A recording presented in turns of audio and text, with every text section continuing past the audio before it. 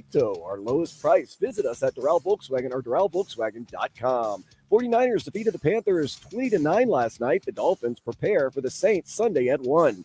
A.J. Greer scored 2 goals as the Panthers rolled the Nashville Predators 8-3. They host the Philadelphia Flyers tomorrow at 7. And Tyler Herro made his season debut, scoring 24 and hitting the winning shot as the Heat defeated the Mavericks 106-102. Miami looks to win 6 in a row tomorrow at 7:30 in an NBA Cup game against the Bucks. On to weather, sponsored by Chill Zone AZ, featuring reliable Rude AC systems. Make your AC great again. Visit chillzoneac.com. It's about 76 degrees and partly cloudy here in South Florida. I am Dan Day. It's time now for the Joe Rose Show here on 104.3 FM WQAM.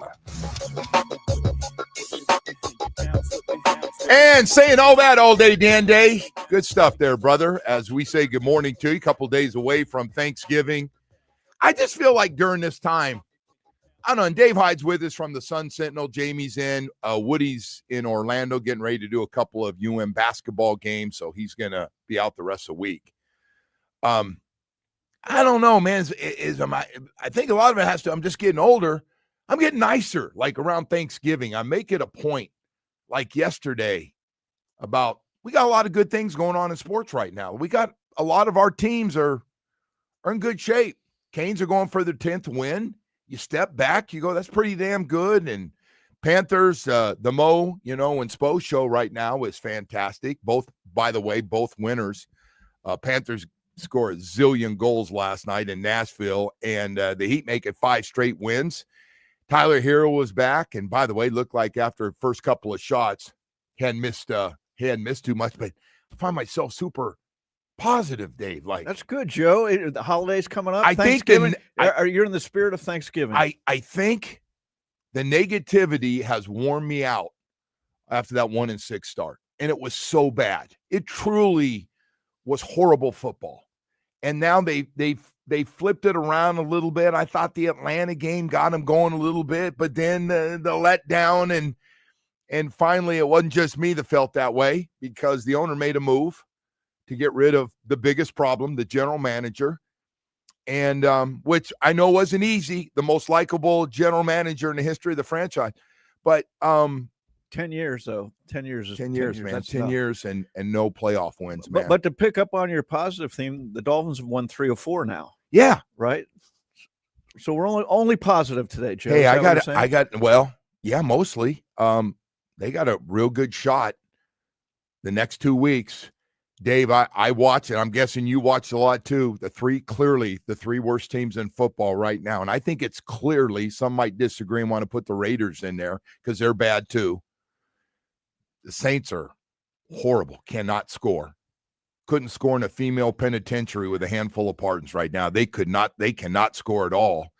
And then on top of that, the Jets have just been a disaster. The Justin Fields thing, nobody's even talking. It's so bad they don't even talk about that bad decision. It's so bad that Tyrod Taylor is the hands down. Everybody says he's got to start. Yeah, he gives them the best chance to win.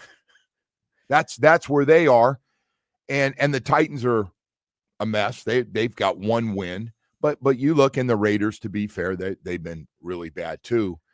And we got 2 of those teams. The next 2 of the 4 teams, if you want to put the Raiders in there, the next 2 weeks, man, you're seeing 6 and 7. It's Dave, shimmering. It's shimmering right there. Dave, right? I don't care if it's 20 below 0. That's 2 wins. That they're not even playing the same Jets team in 2 weeks that they played when they were healthy, and that offensive line for the Jets was pushing us around for a couple hundred yards and ran for. And they've traded they traded 2 of their key players on defense. So you look at it and it's okay. I mean, even the coaches, the coaching staff, and they're like, oh, next play and next game, I can't look at it. Human nature is you look who's on your schedule. You circle certain games that are coming up, and you know what you have and what you don't have. And honestly, some of the other games, all of a sudden, Steelers don't look so Steelerish. Is Mason Rudolph going to be the quarterback?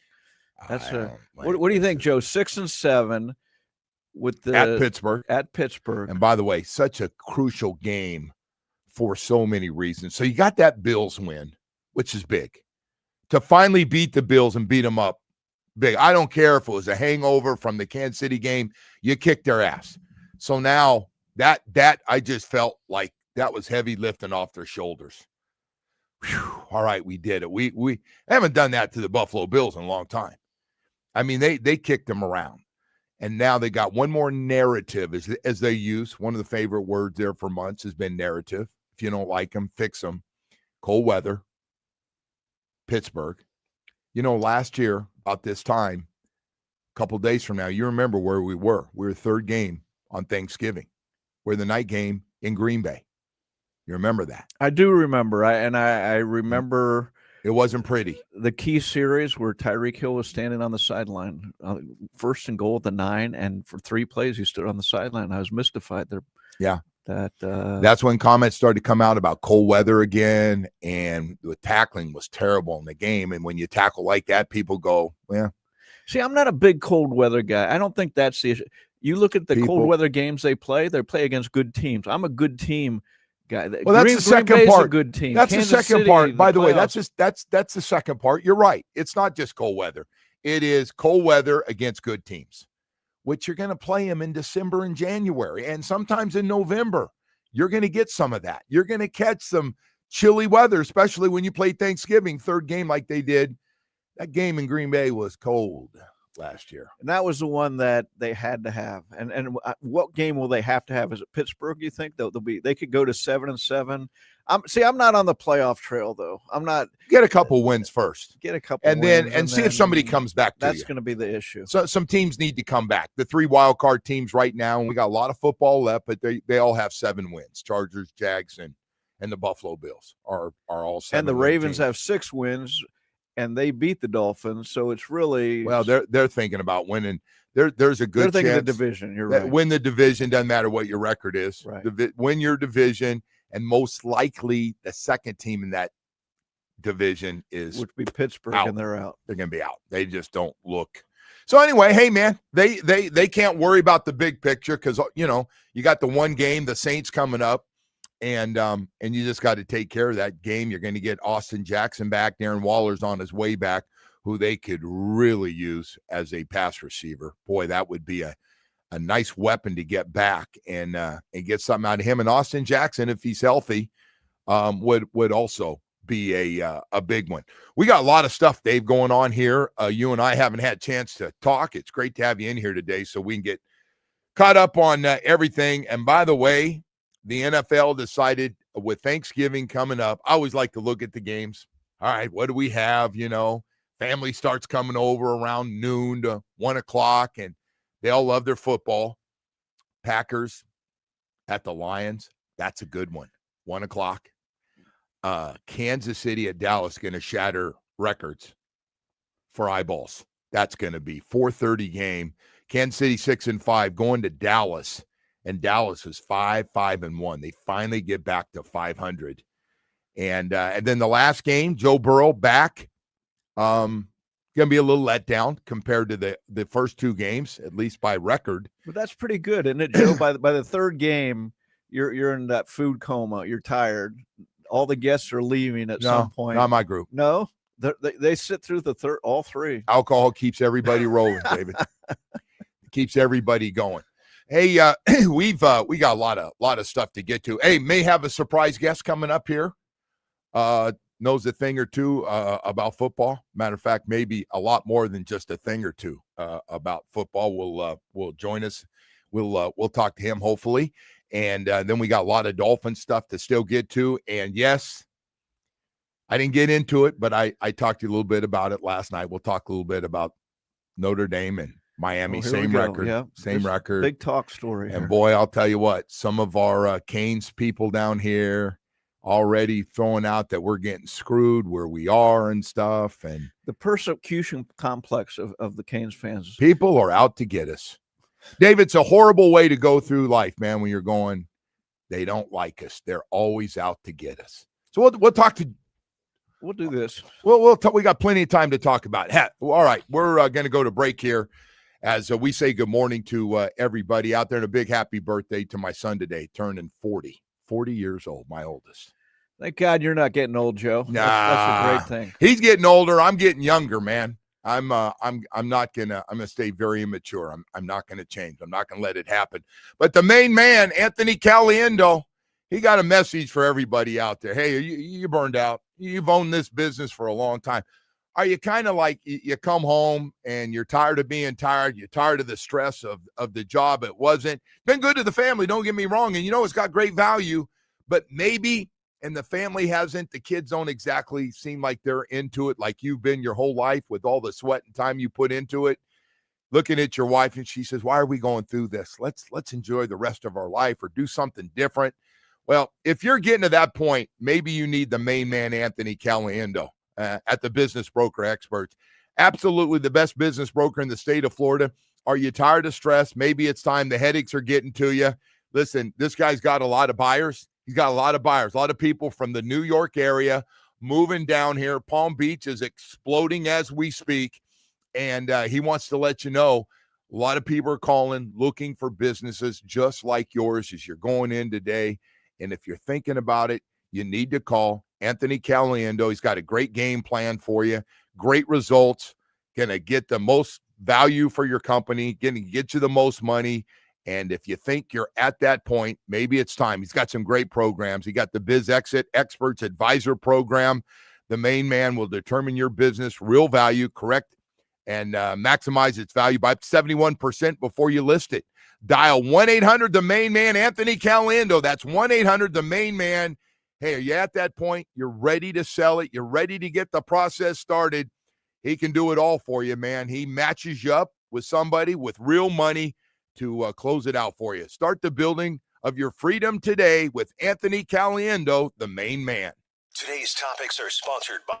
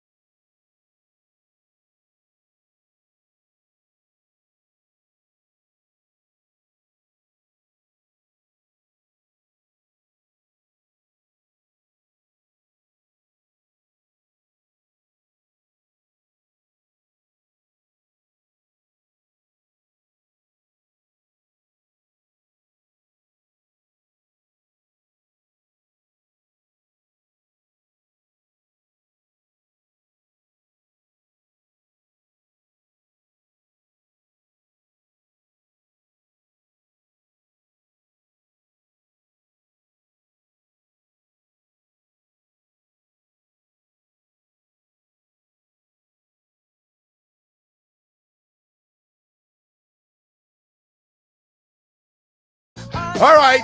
Not our usual Jimmy Buffett in the morning all day, Dan Day, but hey, that's okay because we haven't talked to him for a while, Dave. From the Keys, Hall of Fame coach Jimmy Johnson joins us. Jimmy, good morning, brother. How you doing?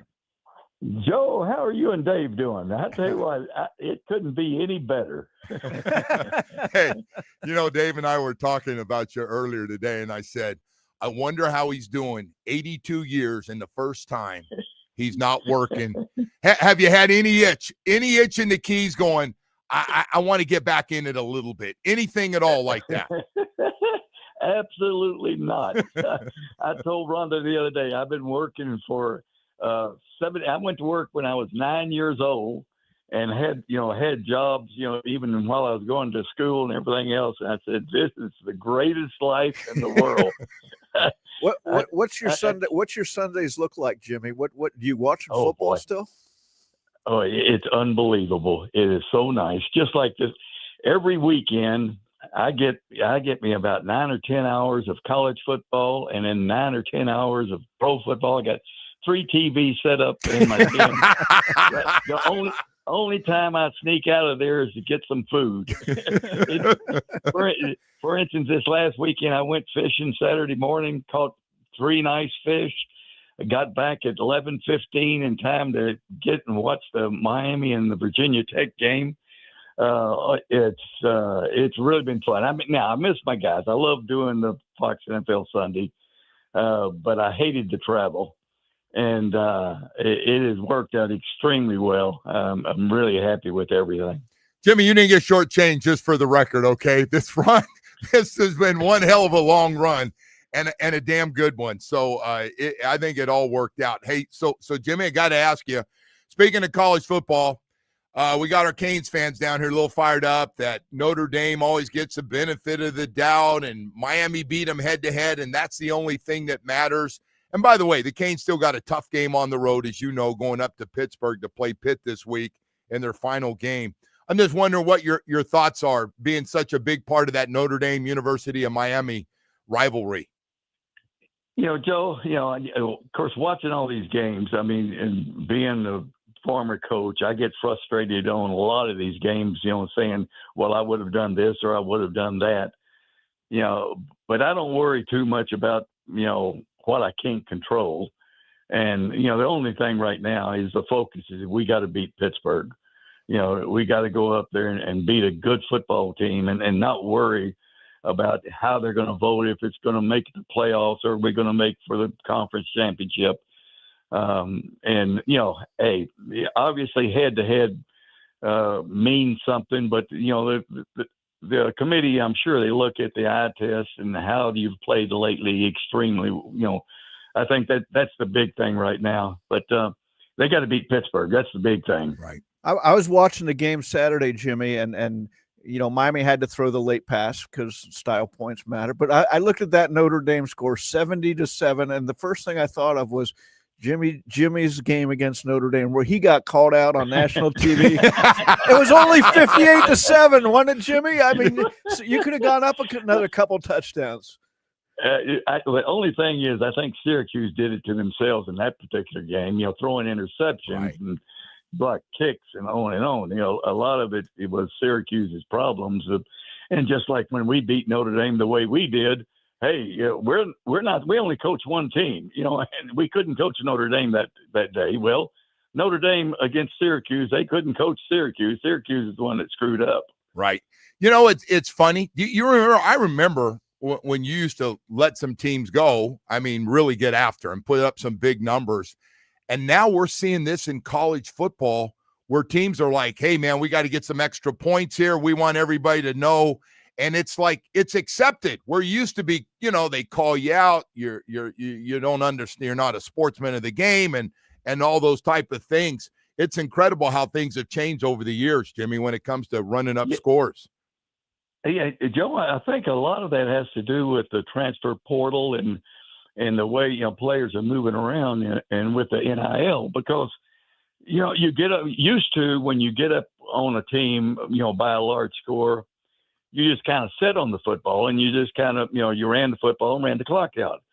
But nowadays, coaches have to keep all their players happy so they won't transfer. And so they put the backups in there, and they keep running their offense. They go out and try to score as much as they can because they want to keep their players happy. And so a lot of it has to do with the rules nowadays. And you're not necessarily running up the score. You're just playing all your players, and you're letting them develop. And, that way, if you have a player leave, this backup's going to be ready to play the next year. So the transfer portal, I think, has a lot to do with that. All right, let's go to the NFL now, because I'm curious.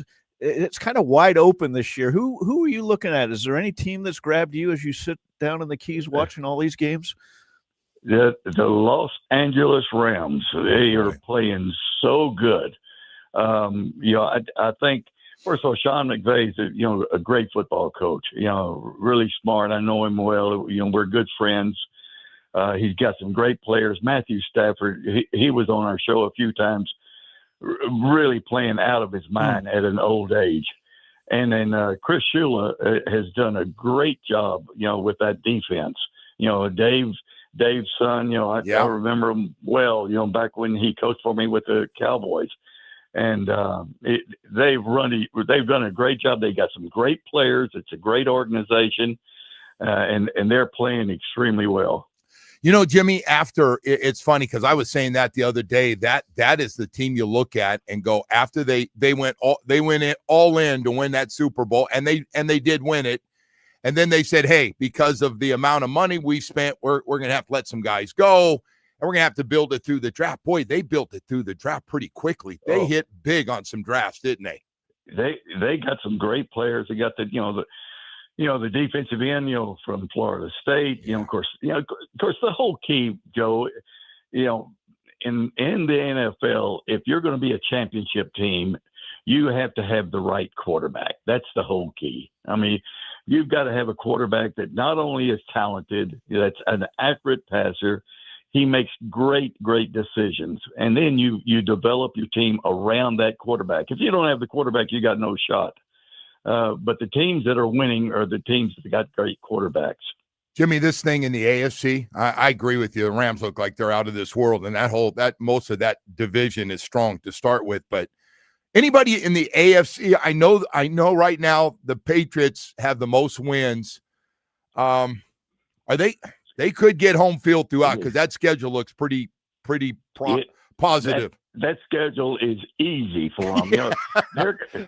You look at who they're playing the last part of the year, and with the record, they got 10 wins now. So they're going to have home field advantage, and that's going to give them an advantage playing there in Foxborough. Drake May has actually played so much better than what I thought he was going to play. I watched him in North Carolina, and I thought he was a talented player, but I didn't see him being special. But he is special. And then Mike Vrabel is an outstanding football coach. I mean, he's physical. He's got some toughness about him. And they've done a great job of kind of redoing that team after, having 2 or 3 down years. So they're going to have an advantage on everybody. But in the AFC, other than maybe Indianapolis, because they picked up some good players there here a couple of weeks ago, and they've got Daniel Jones is playing well. They're a well-coached team. I talked to Norv Turner the other day. Steichen actually was one of his assistants, and so he's running Norv Turner's offense, the same type of offense that we ran, of course, when we were at Dallas. And, the Colts are a good football team, but it looks like New England's got the advantage on everybody right now. All right, let's talk about this Netflix documentary. I haven't talked to you about this. I'm curious. The Jerry Jones production, America's team. Exactly right. America's team, and America's owner. America's owner. Go ahead. As seen through the prism of Jerry Jones. Well, Jerry told me when we're at North Carolina, we announced I was going in the Ring of Honor. He made some off-color joke, and the cameras were rolling. I said, Jerry, you got the cameras here. He said, hey, I got final edit on this documentary. So he said, don't you worry about anything. Well, after watching the documentary, he had final edit. All of a sudden, the Herschel Walker trade. Yeah. It's up By the for way, the- you had nothing You to know- do with that trade. You know that. Come on. And don't you know that pissed me off? Because I spent an hour and a half explaining the trade on film, on tape, to all the producers and everything. I spent an hour and a half explaining the trade. And then I told them about my contract, where in my contract I had total control of all football operations, football players, coaches, etc. And so about a week later, they said, could you send us a copy of that contract? And so I sent him a copy of the contract. Don't you know they spent 2 minutes on the Herschel Walker trade and did not mention the contract? It's incredible for that guy. And by the way, he is a marketing genius. I do want to give him credit, Jimmy. Nobody markets as an owner in the world like Jerry does. I mean, you know, everything starts with him to this day. Well, yeah, he told me, he said, you know what, I keep us in headlines. He said, and his wife, Jean, was sitting right next to him when he said it. He said, I keep us in headlines. You know, sometimes Jean doesn't like the stuff that they got headlines for, but he said, I keep us in headlines. I guess that's why they since you left, since your players left, the ones you brought in, they haven't won anything. And it doesn't matter. Right. They still get rating. I don't understand it. They No. still get ratings, you know, through the roof. Oh, yeah. Well, he keeps them in headlines. And they actually have a pretty good football team right now. He made a couple of nice trades, picking up Quinn Williams and then, you know, of course, the receiver from Pittsburgh. Yeah, by the way, wow, did he? Boy, they made some great deals. Is he a good player, man? But they're playing pretty good right now. But I think they're so far in the hole. You know, they're not going to be able to do it this year. And if they can keep Pickens, you know, next year, they'll have a pretty good football team next year. And by the way, on Thanksgiving, Kansas City at Dallas. My God, there are going to be a lot of eyeballs besides just ours, guys, watching that game. That should be one hell of a game with Mahomes and that team desperate. You count now Kansas City? Are you still feel pretty good about them getting in? Yeah, I think they're right on the borderline. You know, I mean, they have come back to the pack. Anytime you got Mahomes, you got a shot because, you know, he's the greatest quarterback I've ever seen, you know, and, you know, so you have a shot with him, but their overall team, you know, I think because some of the injuries early in the year and, you know, not having Rice, you know, hurt them a little bit, they're going to struggle, but hey, they could get a run. Who knows? With Mahomes, anything could happen. I got to ask you the other one, just because you know him so well. You and Bill Belichick have been friends for a long time. He comes down. You're watching. You're going to ask me that question. Even Jimmy just has to break into laughter over. Hey, I can't imagine. I'd love to see your face with all this stuff when you turn to your wife and you go, I can't believe it. No. Why is he putting himself through this? Oh, boy. Bill and Jordan came down right before the season. And, you know, of course, I had big eyes during that time.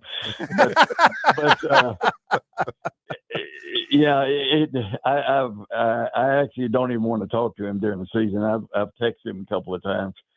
They're struggling. You know, they brought in 70 new players. Yep. And, you know, and a lot of those players were really not good players. He trusted Mike Lombardi to do the personnel, who is his general manager. And they brought in a lot of players that were just very marginal. And now, they're going to get better because he's a great football coach. But, he struggled with some of the personnel there his last 2 years at New England. And I think eventually they will be a better football team, but it has been a soap opera here, the last couple of months.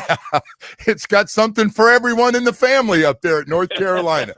Hey, Jimmy, have a great Thanksgiving, man. Can't thank you enough for spending some time with us from the Keys before that big walk you're going on. Thank you. All right. Well, good talking to you guys. All right, Jimmy. Take care. Jimmy Johnson, Hall of Fame coach, joining us, talk a little bit about a lot of different things. That documentary is that's funny. He is him and Jerry, the line he has on Jerry and him, he goes, people try to explain our relationship and no one knows what it's like. And you know why? Because I don't even know what it's like. Yeah, it's amazing. That is incredible. All right. Hey, we got to go to break, Dave. We got a lot of stuff to get to here this morning, couple days here before Thanksgiving. And before we get into anything, I want to tell you about your South Florida Chevy dealers. Jimmy's a big Corvette guy down there. I know he won't get mad at me. He loves those. Oh, my God. He loves those Corvettes, and I don't blame him, man. They are nice, but I got to tell you, during the holiday season, I like to talk about the SUV family. I like those big, comfortable Suburbans and Tahoes, and the midsize Traverse is on fire right now. The Equinox, boy, we got so many great looks for you when it comes to the SUV family. But then it's also about the trucks. It's about the truck that's perfect for you. A durable Colorado with its standard Turbo Max engine, impressive torque, to a Silverado 1500 workday workhorse, and a weekend warrior, all the strength you need, to a Silverado HD, legendary horsepower, and one of the hardest working beds in the business. Whether it's a midsize, full-size, or heavy-duty truck, we got 14 dealerships throughout South Florida. Stop by, man. Take a test drive. You're going to get a great holiday deal from your South Florida Chevy dealers, and we have absolutely the perfect truck for your lifestyle. It's almost like they've custom-made a truck for you at your South Florida Chevy dealer. This hurricane season, keep it on 105.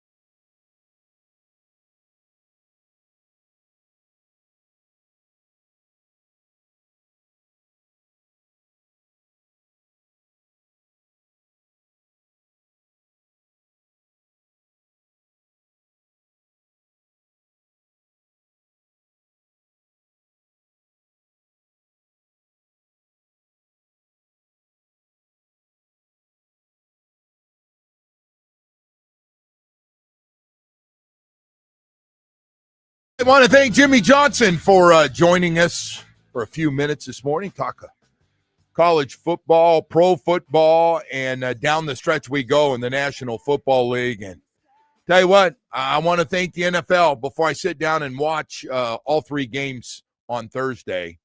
They put together a nice little package. Packers at Detroit, both teams with 7 wins. Cincinnati at Baltimore, Joe Burrow's back. Okay, and you're going, Joe, come on. Cincinnati's 3-8. Well, they're giving you the biggest game that may do the biggest ratings in the regular season, Kansas City at Dallas. Both teams fighting for their playoff lives. That's going to be a fun game. That should be fun. Mahomes in Kansas City. They should have lost to the Colts. They should have, if not for Mahomes, right? I mean, if not for that guy stepping up. Yeah. And listen, his offensive line's got some problems. They got some guys hurt, Well, I'll tell you what. We talk about quarterbacks getting hurt, and I'm with Jimmy, by the way. I was talking about drafts just now. It's always interesting. You got to get that franchise quarterback.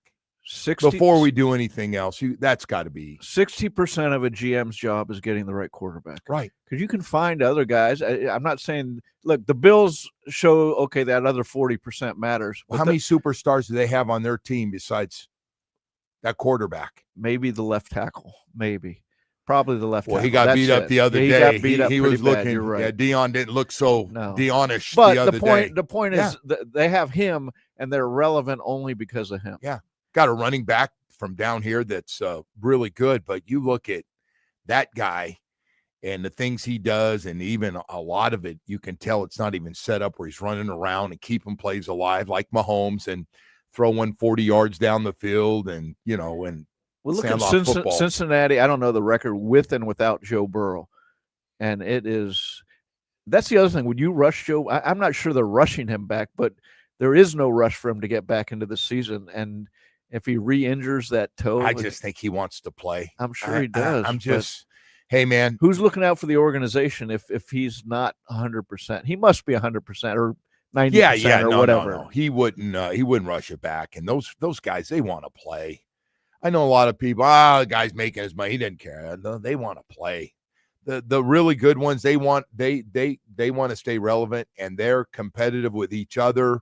They want to lead their team. They want to get out there, the ego to be great, man. It just, I saw it firsthand what it looks like. And those guys are I always say this, they're made up differently. I think you've seen them. Yeah, no, I have no doubt he wants to play. And when I just want, if I'm Cincinnati, I want to make sure the doctor's saying there's no way he's going to get hurt again on that same. I think that's today's game. You hear how many times we hear guys are coming back or they coming off IR and they got start their 21 days, and you're going, all right, he'll be back. He's practicing with the team. They go, no, we're going to give him another week, and they're always careful. They're always on the cautious side now compared to the way it used to be. Look at the investment True, in Joe Burrow, true. And their season is they're not going to win anything, so why not err on the side of caution?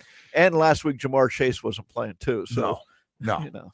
By the way, finally came clean. I guess he must have seen the video. I guess I did spit on him. Maybe I did. I didn't realize that. All right, let me apologize. It's a week later from what I already knew, but let me just make this official so that get a fresh start and get back out there with Joe Burrow on Thanksgiving and play that game. So anyway, we haven't talked very much about it. Dolphins, I believe, off today. I might be wrong. He might have changed the schedule around because of Thanksgiving. So Dave, Finn start 1-6, and it was brutal. It was a brutal start. Could have been 0-7. Could have won a couple of games. It could, the Jets game. They get a stop right off the bat and kind of set the tone right down on the goal line, but on the fumble recovery. But just a bad start. 1-6 with that team. Nobody saw that. Now 4-7 with the Saints and Jets the next 2 weeks. And then Pittsburgh on a Monday Night Football game. But you got to make sure Saints and Jets are truly two of the 4 worst teams in football right now. Yeah, they're going to play 6 games against the worst 10 teams in football. So, and they've done well against those teams, and they should do. Look, it's very weird to say the Dolphins are 4-7, but these are two games they should win. When you're 4-7, there's, as the Washington game showed. By the way, yeah, they could have lost on a field goal. Yeah, all kind of loss. You're like, all right, we've won 2 in a row, and people remind me, that guy a couple of plays down the field had a 56-yard shot, and by the way, indoors. Wasn't like wild weather. It was an indoor game where you kick it, it's not going to be moving on you. So, and Washington, remember, right before that, threw into the end zone like 40-something yards into the end. And I'm thinking, why didn't they throw it down and out to get 5-10 yards closer? But anyways, the point being, the Dolphins cannot overlook anybody, and no matter how bad the Saints are. No, I agree. They have it, and hey, I think this is a huge last part of the season for everybody in that organization. I know a lot of people think Stephen Ross already made up his mind and on what he wants to do, and is hoping that, Tua. Listen, this Tua is not the same guy. He's just not. And I'm not saying he's a bad quarterback. I don't think he is. What's happened? That's my question. He's dropped breadcrumbs along the trail. His ankles, the injuries, and he's not tall. He can't see over the middle. And I'll tell you what, he's a press conference nightmare. He really is. I mean, he said some things this year that, you expect maybe out of a receiver or a pissed off defensive lineman or a linebacker that's frustrated with the way their guys are playing. I didn't expect some of the things he said about being too short in the pocket, couldn't see Waddle, his comments obviously about guys not showing up to players-only meetings. And, I got more. Yeah, there's a split there between odd things you said, like just that players not showing up to meetings, and after a game. There's no where that came out of left field and really had no relevance on the game. No, from my point of view, when I'm sitting there listening to him, and it wasn't his guys. So I was told that all the guys in his group did show up. So when they got together, somebody else said and goes, "Hey man, I didn't know you were going to throw it out there. I just said it in our leadership meeting. And a couple of my guys didn't show up. One, guys were late or didn't show up or couldn't make it, they said. But your guys all showed up. So what are you doing, man? And you open another can of worms. Like, I don't know. I even thought, honestly, and maybe you disagree with me, he's asked a simple question about where would you like to see next? And he throws out Israel. Jerusalem. Or Jerusalem, right, I'm sorry. Yeah. That was and I'm guessing it was more of a Christian thing, but I'm like, are you serious? That was, you're not sure sometimes lack of awareness or just what are we doing? But on the field, I agree with you that you're not seeing the same player, or maybe all the defenses have found in shortcomings. But you talk about the lack of athleticism, and it shows up like the last game where he cannot escape at all some of these rushes. And I get he was never fleet of foot or anything like that, but he could move a little, and now that seems to be gone. Yeah. I also think he has been so coached up in this offseason because he missed 6 games last year, some with hip, some with concussion, that he has been told, and I know Chris Greer talked to him himself and said, we need you to be healthy.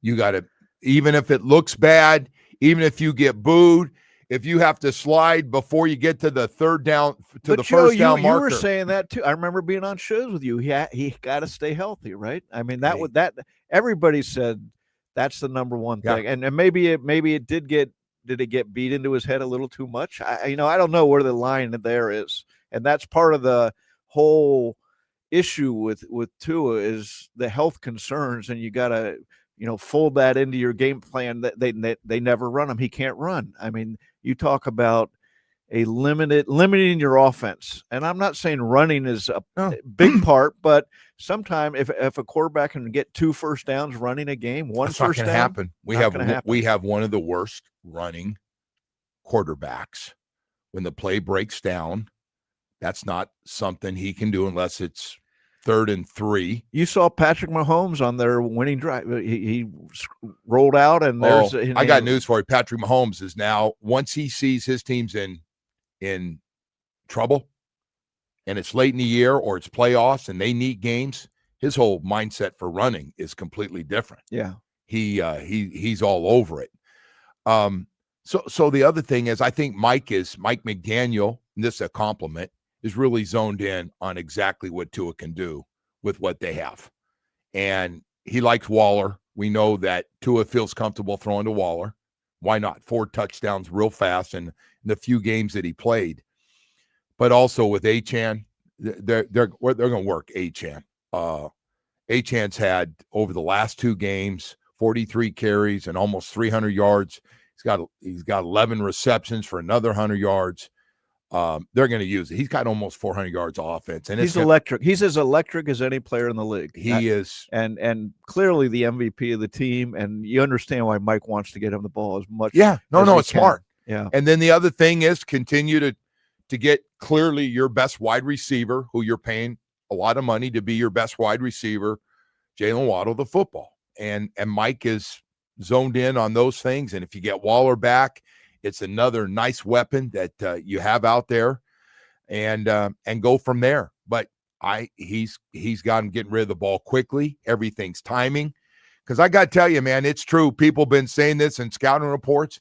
If Tua's first read is not there, there's a good chance all of a sudden percentages go way down of it being a positive play.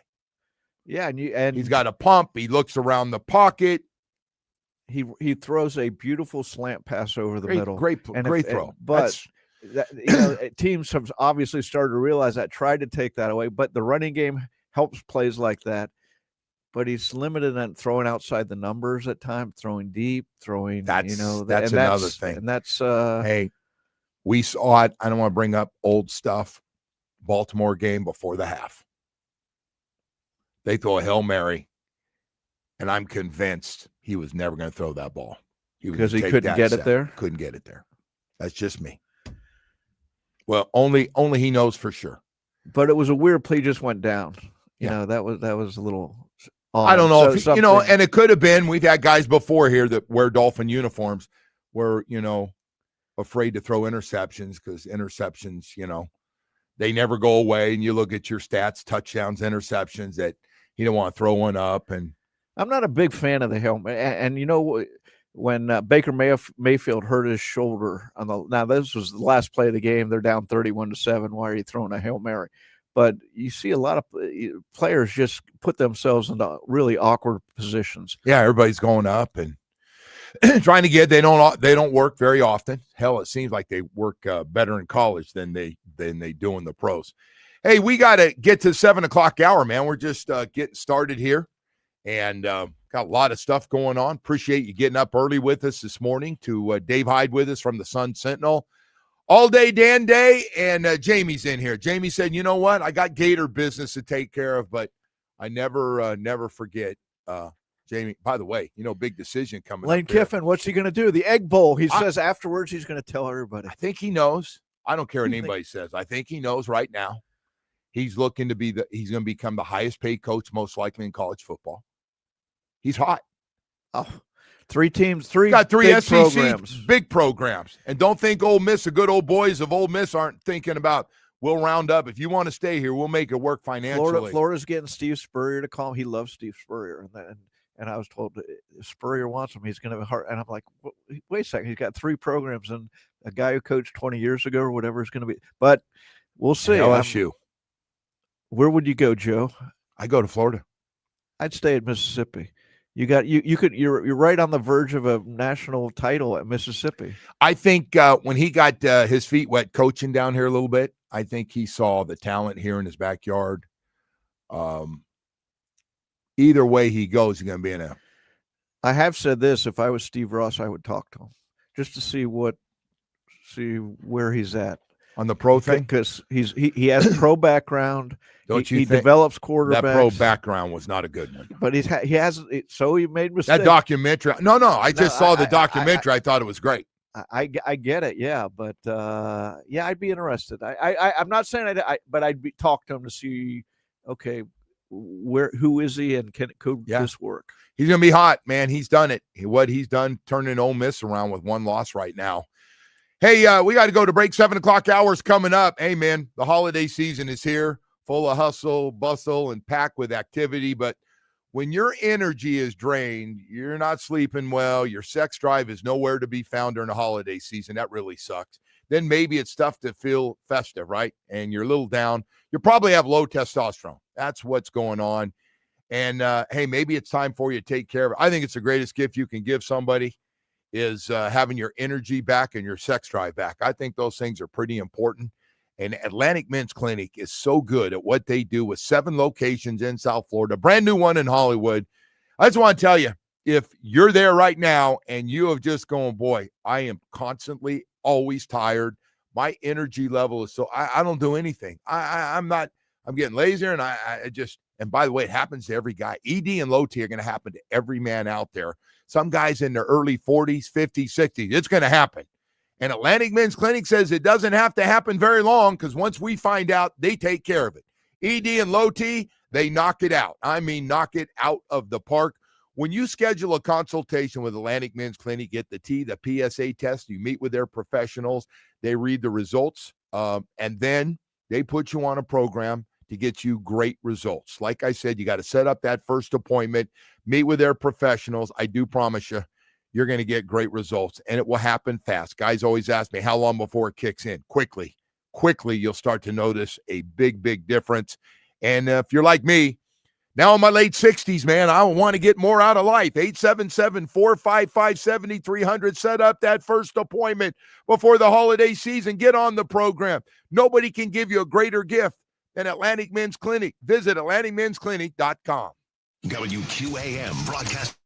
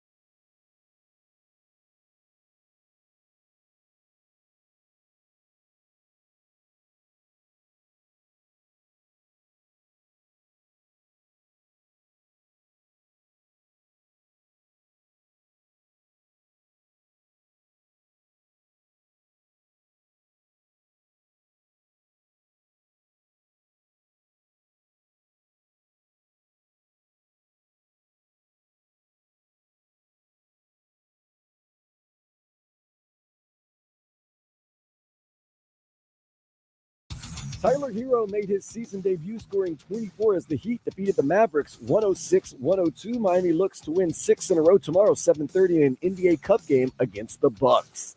49ers defeated the Panthers 20-9 last night. The Dolphins prepare for the Saints Sunday at 1. A.J. Greer scored 2 goals as the Panthers rolled the Nashville Predators 8-3. And Mario Cristobal says, football is determined on the field, not in a beauty pageant. The 13th-ranked Canes football team takes on 24th-ranked Pitt Saturday at noon. I am Dan Day. Now back to the Joe Rose Show here on 104.3 FM WQAM. All right, welcome back, and good morning to everybody. Just a couple of days away from Thanksgiving. All day, Dan Day filling in for Woody. Jamie's here, and Dave Hyde from the Sun Sentinel. Always nice enough to come in before we get to Thanksgiving. Thanks. I'm trying to get which angle do I want this camera to be on me on the YouTube? You know, it's always the interesting, the avenues that our new world media. I've been trying really hard to forget that it's here. I know these things aren't made for older people. They're made for young, good-looking people. Well, you're taking advantage of what the new world offers. That's right. It's no. I get it. I get it. You should be doing it. You're right. No question about it. It's just I come across like translucent. I'm so white, and this camera. It can't be it has to be the light. You're putting you're out on the ocean, so it's got to be you're putting a lot of lotion on. That must be it. Yeah. Not me. I'm going to burn up, brother. I'm burning up on that tennis court. Hey, so we got a lot of good news yesterday as once again, really, really good stuff from the Mo and Spo show. Paul Maurice's team goes to Nashville, gets an 8-3 win before heading home for a lot of home games coming up here, starting with the Flyers tomorrow. Sam Reinhart had his 13th goal. He has picked it up. They're 12-9-1, and Tyler Herro back on his first game back. Boy, what a game. Missed 3 or 4 of his first shots cold, and then he caught fire. 12 of 18, 24 points for him, including a big shot at the very end of the game after Bam was able to get a steal. And they closed it out after getting a little bit of a scare from that Dallas team. But now 12-6, 5 straight wins. Hey, you want to talk about one of the most improved guys in this town? How about Khalil Ware? He's getting 20 now. This is 2014, 2016, and now 20 points and 18 rebounds the last 3 games. And you see why Spoelstra he did something rare for Spoelstra. He called out a player over this, I think it was the summer league, about professional working. Right. Because he saw, okay, this guy can be really good, and give us a dimension that we don't have. And I'm curious how this works with Bam now, getting some help inside. He doesn't have to rebound. He doesn't have to play the guy with length all the time. So it's going to be fascinating. I think the lights, Dave, I've been saying this. I think Khalil, where the lights have gone off or gone on for him, actually. He's said, hey, I kind of got it figured out. This is part of great coaching, though. I want to get the coaching part of this. He saw the potential. And he had a big guy that they thought had this kind of potential many, many years ago and gave him a big fat contract, and he was a dog. Hassan Whiteside, refused to run up and down the court. Remember, the centers used to beat him down the court for dunks, and he'd take him out. And I remember Pat Riley saying, you got to make it work. Pat's on the other management going, hey, that's your job. You remember, because he would throw together 20-20s. You remember some of the double-doubles. Oh, he could be great. He was phenomenal. He was great during the stretches. But he took nights off where he was in another world, and he didn't want that to happen with this guy. And I look at him, and this guy, and whoever scouted him said he's got it, because you want to make sure. You can see he's got talent. Hell, he knocks down threes. He's got potential, and having that length, my God, is just fantastic. So no Powell, no Wiggins. Jovic was out last night, and it really doesn't matter. They got 7 or 8 guys, including Spo's got lots of confidence in these guys they've had over the last couple of years that a lot of them they drafted. The great thing about the game last night, the thing that stood with me about the game was watching Herro. After a few shots, he just smiled like, oh, it's good to be back. He'd hit a shot and he turns to be running down court smiling. Yeah. Like, oh, it's got to be great for him after all these months of rehab and missing games and everything, to have him back. And And Norman Powell's out. Tyler Herro steps into the Norman Powell role, or was Powell stepping into the Herro role? I don't know. But Powell's been really good. There's in a league about offense now. They're getting more offense with Herro coming back. So and last night was not the most beautiful game, but they still find a way to win, which is even, more important. They had a nice lead, and next thing you know, it's tied there at the very end of the game. But Heat now 12-6, third in the Eastern Conference. I'll bet you never thought at any point we'd be talking about them being third, especially after 18 games. No, I thought almost a quarter way through the season. And you know what? They're fun. Now, are they fun because they're winning? They're fun in part because of the style they're playing, which is, aggressive, push the ball at people, get shots up. But no, I never thought they'd challenge for the top half of the East. He put in a system, he put in a system that has helped a lot of young guys get better. Jaime Jaquez, how about that? How about that bounce back in year 3? Look at what he's doing coming off the bench, 16, 17 a night. Just a lot of good stories there. A lot of really, really good stuff. That's the hard thing, because in the NBA, I believe superstars win, and the Heat have a lot of, beyond Bam, they have a lot of, I don't want to say average talent, but there's no one really in their careers defined themselves as a star per se. Even Norman Powell, he's 32, and as good as he's playing here, when he came here, you weren't like, well, here, oh, they got a superstar. You got a nice player, right. Guy who fit in. And that's the interesting thing of what Spoelstra's done with his system and how these guys have fit in, that all of a sudden you're thinking, wow, the sum of the parts looks more than the parts are. So, as you know, watching the NBA, this thing's been about stars. Everybody's trying to get, and we had it, the big 3. Everybody's trying to get a couple of those guys that are game changers. Look at Durant, even late in his 30s. All the teams interested in him. He had, where he was going to go through a trade and ends up going to Houston. And I've been kind of brainwashed myself, like, man, look at that team. And by the way, some of the guys around here who close to the team, I asked those guys, hey, what do you think? What do you think it's going to look like? 500 would be great, maybe a little better. Hey, they're going to have a great year because you're bought in. You think it's going to be Dave. They have had they've had their key guys, their best players have missed games. They don't miss a beat. They went out on the road and beat up Chicago and then the 76ers. I mean, that Chicago game. Well, 140, they're leading the league. I know last night they only scored 106 points and might be down now because it's early in the year. They're number 1 in offense scoring. That's a weird thing. That's weird. For last couple years, a game. That half-court game, they're trying to score. They had trouble scoring. They're not a half-court team. Now they're not a half-court team. No more half-court. No more. We don't have a bunch of great one-on-one players. But we got a lot of guys get out and run, getting better shots, better open shots, going to the basket for layups and dunks. And Spo looked at this roster, knew exactly what he had. I'll tell you what, Spo makes that front office look good too, doesn't he? Getting the most out of these guys. And I guess you could say they're Heat kind of guys. But fun story. Great story to have to start the season, You never know, and here we go. So it's been great stuff.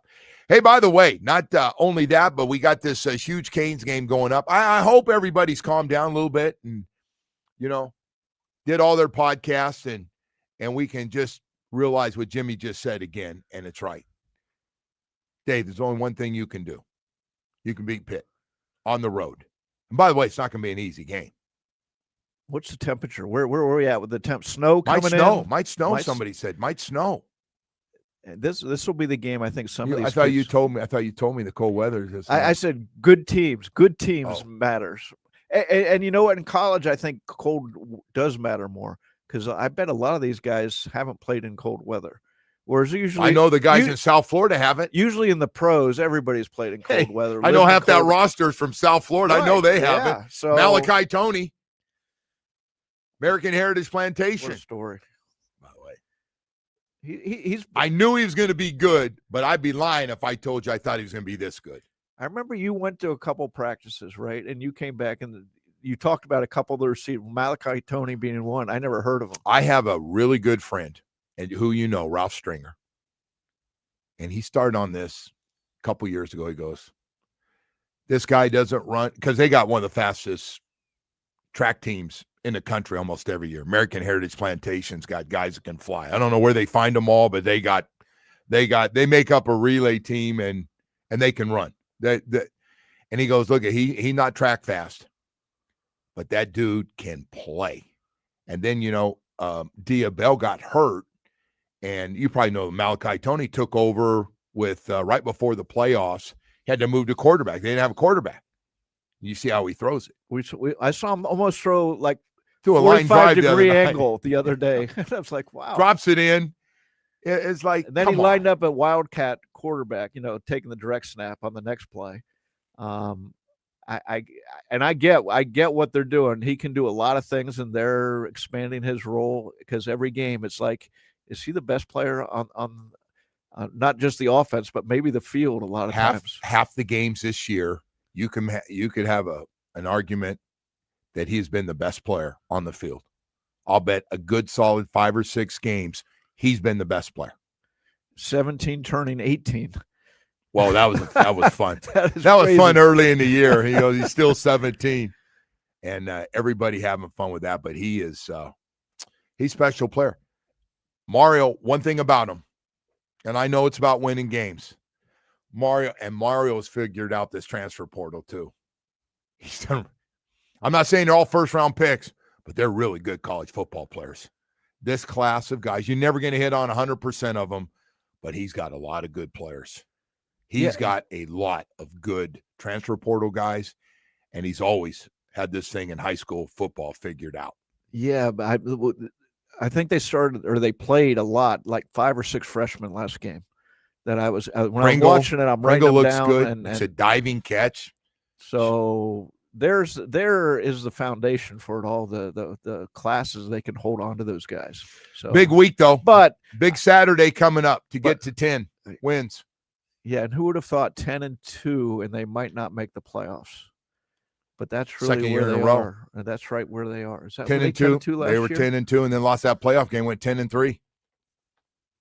Not playoff game, the Orlando bowl game. Excuse me. Yeah, Might be in the same boat. And by the way, I think Mario knows this, and every other college coach should know this too. If you don't make the playoffs, there'll be a lot of guys checking out for the NFL, or the guys that haven't been playing for the bowl game.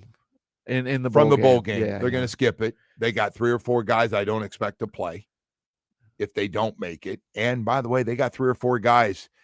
I think you can see by the guys that haven't been playing, they're gone. They're not staying around. There's nothing you can say to them in the offseason. They know they got teams interested in them. In some cases, they're going to make more money. They're gone. They're going to hit the transfer portal.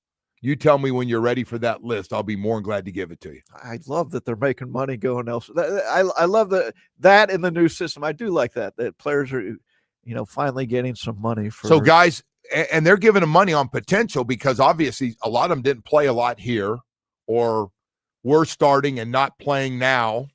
I mean, again, I get it. I don't have a problem with it. It's a new system. It's allowed. But they're going to go other places, and they're going to make more money than they were making here on potential. That's going to happen. Hey, we got to go to break. Man, I want to take a second. I watch all these attorney commercials, law firm commercials on TV.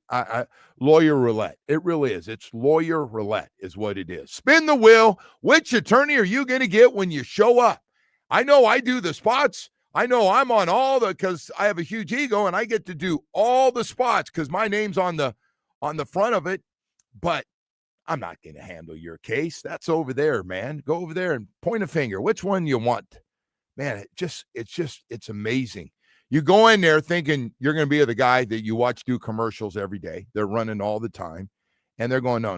Matter of fact, he may not even say hello to you, but we're going to go ahead and get your case. You'll like this person you're working with over here. Here's who's going to work with you. Man, spin the wheel. This is going to be it. Boy, I'll tell you what. Never going to happen with Harvey Cohn and Gary Judy. You're never going to go through that. You know, from the start to finish, when you deal with guys, by the way, each one of those guys, 30 plus years of experience. And I always say this, man, small enough to shake your hand and sit down with you and have plenty of time for you and communicate and give you an updates on everything going on with your case, and big enough to go to trial, get you multi-million-dollar results, and just small enough just to call you back even on a weekend.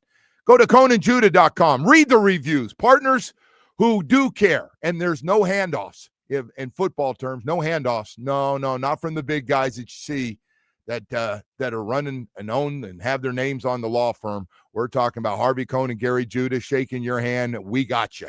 We got you. Nobody else.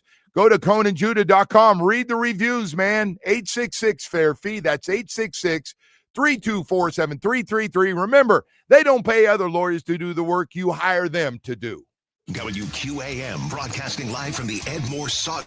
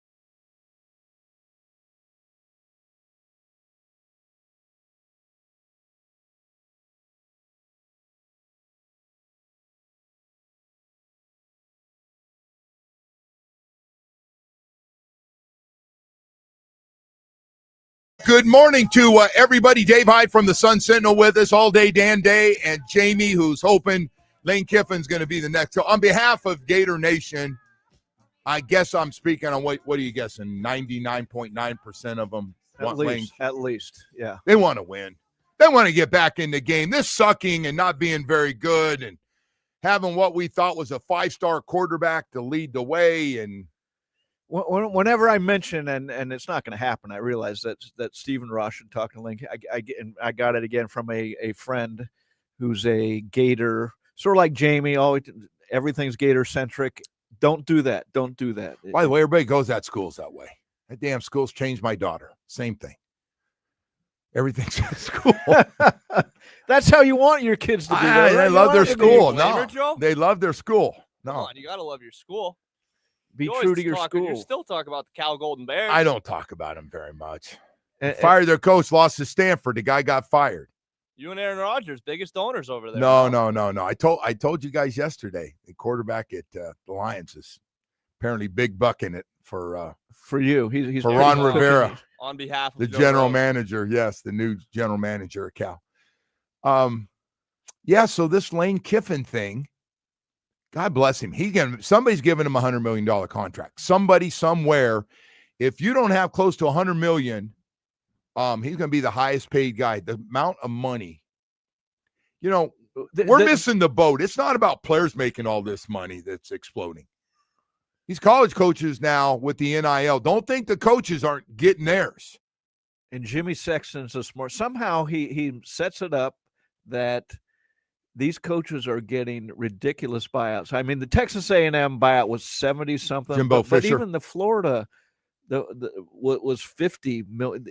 And I don't understand how these coaches are getting these massive buyouts. I mean, Florida went around and was calling alums, how much can you put in for a buyout? So the other part of this, the NFL coaches, their money's guaranteed. They get rid of the Dolphins, get rid of Mike. They own him for a couple years on the extension. Big money. One of the NFL Network people tweeted, and I'm not sure if it's Ian Rappaport, so I don't. But it was out there from a credible source that it was 19 million over the next 2 years. I think it is 19 million. That's whoever got a hold of that. I think that was the Mike. That's not a small number. After this year, 19 million, 10 million a year, basically $9.5 million a year. And then I think that if you go somewhere as a coordinator, they divide that, and you still get the difference in whatever you're making. But you're right. But this college, some of these college buyouts. Oh, and it affects, Jimbo's still the record now. Jimbo, yeah. Whatever Jimbo did to Texas A&M, go get him, Jimbo, because we haven't heard from Jimbo since that. He's probably bought an island and he moved to Tallahassee. Moved back to Tallahassee, which is very weird. Good for him. He knows where loved he's it happy. Up there. I'm guessing he's got family still up there. Moved back up there and wants to get back in coaching. He does want to get back. He wants to coach again. Yeah. Well, it wouldn't be for the money. At this point, it'd be he love said of the game. Listen, you got a $70-something million buyout. He got the huge one, but this Lane Kiffin deal. And by the way, did you see his documentary? I didn't. No, it was really good. I heard you talking about it the other really day. good. First of all, he stopped drinking. I'm always interested in guys that go cold turkey on stop drinking. And by the way, I don't have a drinking problem. I'm good, but I like to sip on tequila a little bit. But he said he stopped drinking. Just said it wasn't working for him. And then he went through all the things. I mean, he got fired at an airport, getting off or on or off a plane at USC. I think Pat Hayden was the athletic director, let him go. You saw what Al Davis did to him, just humiliated him going out the door. That wasn't right. And that was terrible. And he's a young coach. Young. They took a chance on him, and it didn't work out, and that's happened. He was with Saban, and remember Saban asked him to leave early because he thought he wasn't all in because he took the job, and ends up coming down here, rebuilds it down here. Great hire by FAU. Great job. By the way, they the ones get credit because that's when things to me really took off for him. I went to a few games, maybe 3 or 4 games when he was there, and they were always up. And these were they were consequential games in their season, like conference championship or Yeah. something. And they were always up like 28-0 after the first quarter because he ran plays that nobody has seen before. The defense wasn't ready for. So my take is this. He got a proven track record. If he's going to be able to get players at LSU and Florida that he can't get at Ole Miss, and I think he thinks that too. Now, Ole Miss, listen, he's getting good players. I mean, he's not out there just out coaching everybody. He's got great players at Ole Miss. He got a lot of guys to get drafted. But I think LSU, their ability, because we've seen other coaches get, LSU's had some of the greatest offensive players right now. They're wide receivers right now in the NFL. A lot of them, we talk about Ohio State and LSU wide receivers all over the NFL. And can you imagine he gets there with the system he puts in? I think same thing. They're going to get players and a system in there the Florida Gators have not had in a long, long time. They're going to be able to get players that would not go to Ole Miss. Well, yeah, that's borne out. The question is, for me, is if you're Lane Kiffin and you have built something, you're building something at Mississippi. And I get. What if he thinks that it's maxed out? It's maxed out. They're in the top. Where do they rank? 5, 6 right now. Got a chance to win it all. He can win it all, and I can do that. Would that be more? Would that make you happier than going to LSU or Florida, where all the demands are to win every year, and if you don't win, first of all, I think his ego does not think like you're thinking. You're probably right. He thinks wherever I go, I'm going to win. I'm going to win. The more money I have, the better the program and the history of the program. And he should better think I'm that. gonna Look be. what he did at FAU. Look what he did at Mississippi. Everywhere he's Two going. programs that hadn't won much. So the SC thing when he was young did not go well, and the thing with the Raiders, the Oakland Raiders at the time with Al Davis, who just. But there's enough him. time and work in between now and what happened then to say, okay, he's changed, he's matured, he's developed. I forgot he left Tennessee. He was there for Tennessee a couple. was bad. I forgot. Yeah. Oh God, they were. I remember booing him. covering his game at Florida. He was Tennessee, came in, and the Gator fans were waiting for him and just showered him with booze. And I asked him about it afterwards, and he said, "Oh yeah, it's a great welcoming committee we got here." And so he that's what he expected everywhere. And now his name's kind of calmed down, where he's not this controversial figure anymore. The documentary, if you get a chance, I'm guessing Gator fans have seen the documentary and everything. Lane Kiffin. Jamie's been all over it, I'm sure. I don't think money's going to be an issue with Florida. I don't. You see Florida State, a lot of people think they'd like to get rid of Mike Norvell, but they can't. Well, there you go. They have too much money, and they're going, remember like the old buyout and Florida State and those trustees were talking all that crap, and we want out of the ACC, we'll buy our way out. Who's writing that big check? Is the dairy coming back? Nobody's writing that big check. I think it's a $52 million buyout, and because Jimmy Sexton set them up that Alabama was in competition with Florida State, so they had to write the contract very favorably for Norvell. Since then, it's just what a genius! Yeah. You want that agent to help you out like that if you're the coach. No, it's crazy. It's crazy. Hey, Dave, we got to go to break here. We've got a lot of stuff, a lot of good news going on, man. I'll tell you, the Mo and Spo show is always good, whether it's Broward County or Dade County with the Panthers or the Heat. A lot of winning going on right now. Tell you what, Baptist Health South Florida is a big part of it. Yeah, you're going to wait a second. How are you going to tie that in, Joe? Well, people ask me, where do the pros go when they get injured? Well, the sports medicine program is one of the best in the country at Baptist Health South Florida. What they have put together, the team doctors and the specialists, yes, the pros, Inter Miami, the Heat, the Panthers, the Dolphins, they all trust and have contracts with Baptist Health South Florida, just like FAU and FIU.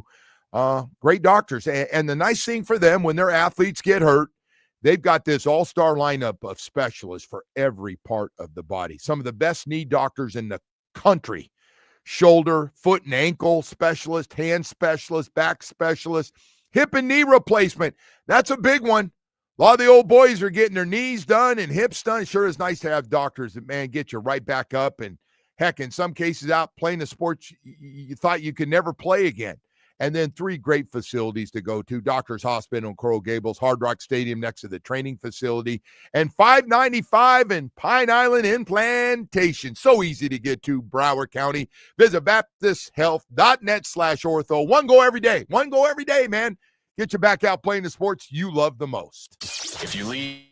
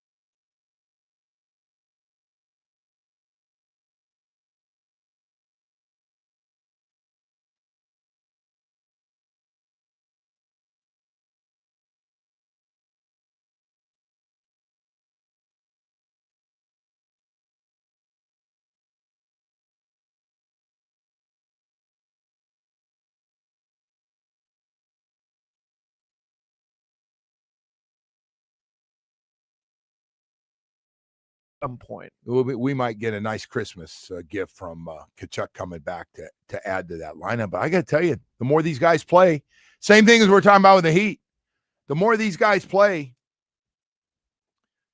But you can only go so far. I keep thinking that, but I don't know if that's the case. Look, from where they were the last 3 years, Stanley Cup Finals, you get in the playoffs. You can only go so far in the playoffs without some top horses. All right. I agree with that. I do agree with that. Let me ask you. There's just one fundamental question I have on the Dolphins. Just flipping it over here. A day for everything here before Thanksgiving and coming off the bye week. Do the Miami Dolphins, in your opinion, have enough talent to be a top 5 or 6 team in the AFC? We're just talking about playoffs. Oh, no. Not close. I mean, you look at their trade deadline. They said everybody's available, right? Yes. And basically 3 names were on, one of them, Jalen Phillips, was traded. Good trade for both sides, even though, I get why the Dolphins, they had to do that trade. Right. He's unsigned. And even though I before the injuries, I thought he's a building block for a great team. He had all the things you're looking for. Absolutely. He's taken number 1 for a reason. So you got him, Waddle, and Achane really were the 3 guys that's Bradley Chubb. Bradley Chubb had a lot of, if San Fran was ready to take him. Yeah. Were his contract, whoever took his contract this year was going to take on a lot of money. Oh, there could have been that stuff could have been added to it. I think that's You're what right. crushed Could have the been. trade. But the point being, there weren't a lot of guys. Look, the Jets had a couple big names to trade. Right? Look what they got. They got a ton of draft picks. They got a ton. If they know what they're doing, which is very questionable with the front office. They won't. But they'll have another.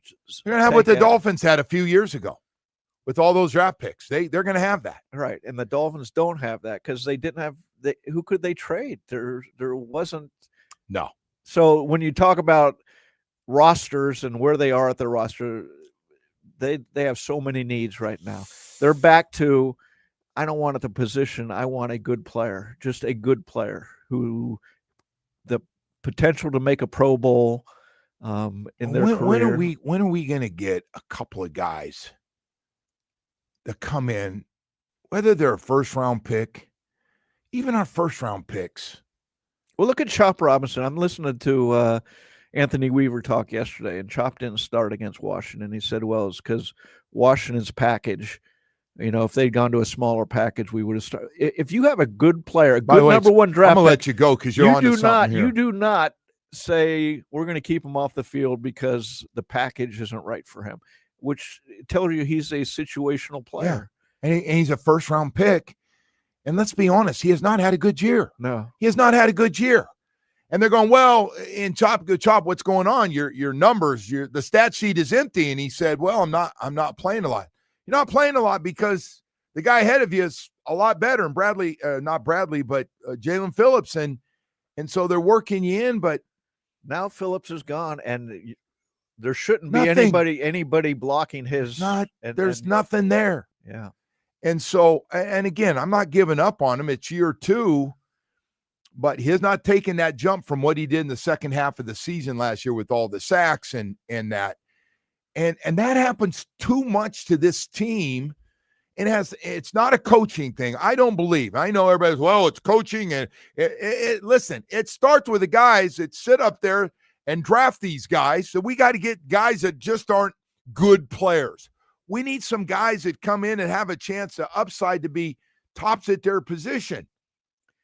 It takes talent to find talent. And the question is, do the Dolphins have talent in the front office now? Are they going to, they haven't. They haven't for years. Okay. And it isn't so much to me on who Chris Greer missed on. It's who he hit on. Where were his hits? See, that's a good point. So it's such a good point.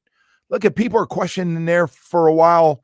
Is Waddle, who got paid and was a first-round pick, and we kind of knocked around and, well, we like Waddle as much as the other guys. Well, when you look at his draft and you're going, man, I got to tell you, I wanted to get more out of Waddle. I thought we'd get more, and at times it's starting to look like we are, but we just haven't at other positions. And you don't have to be a first-round pick.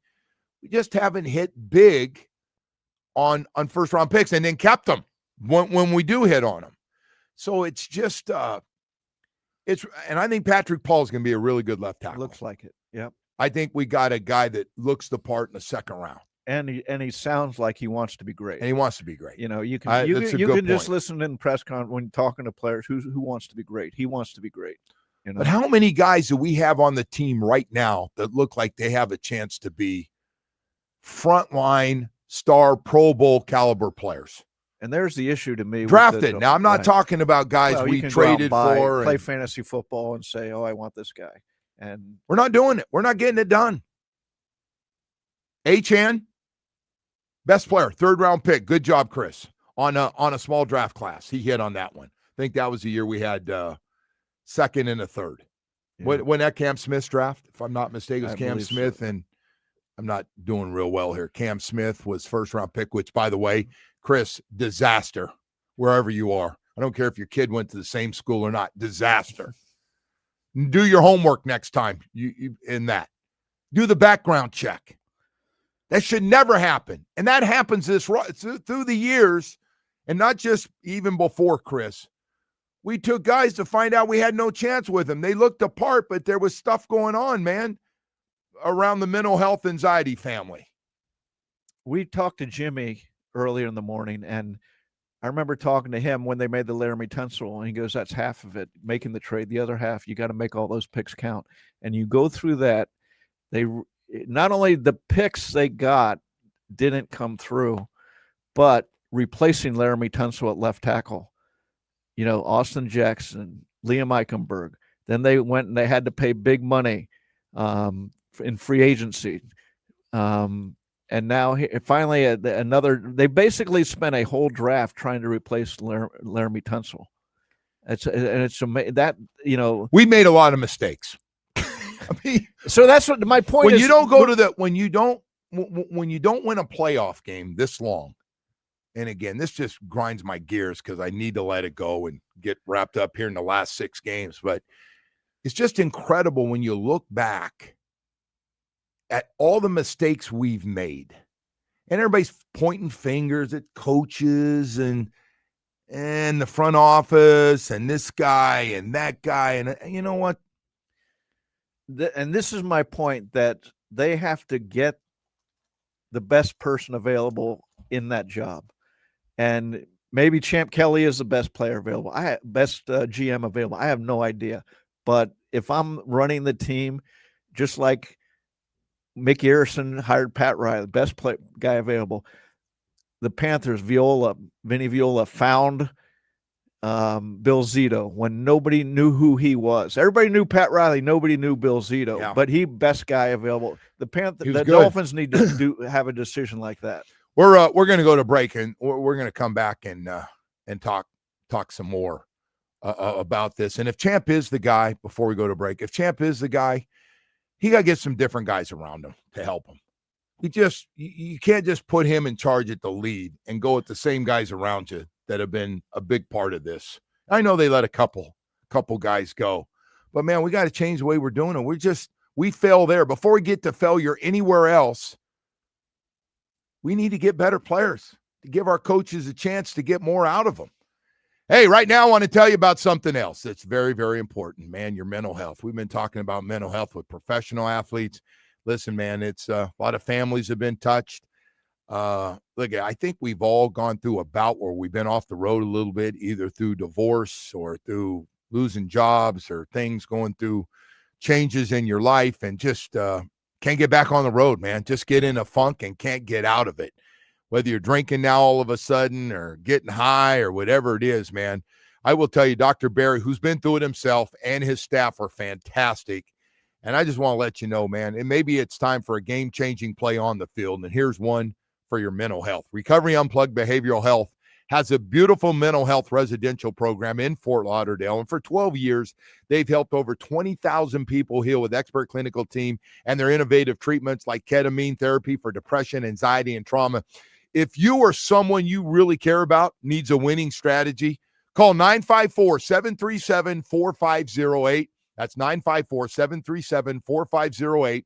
Or visit recoveryunplug.com. Listen, everyone deserves a great season in life and a chance to change. Recovery Unplugged. Heal out loud. You're listening to the Joe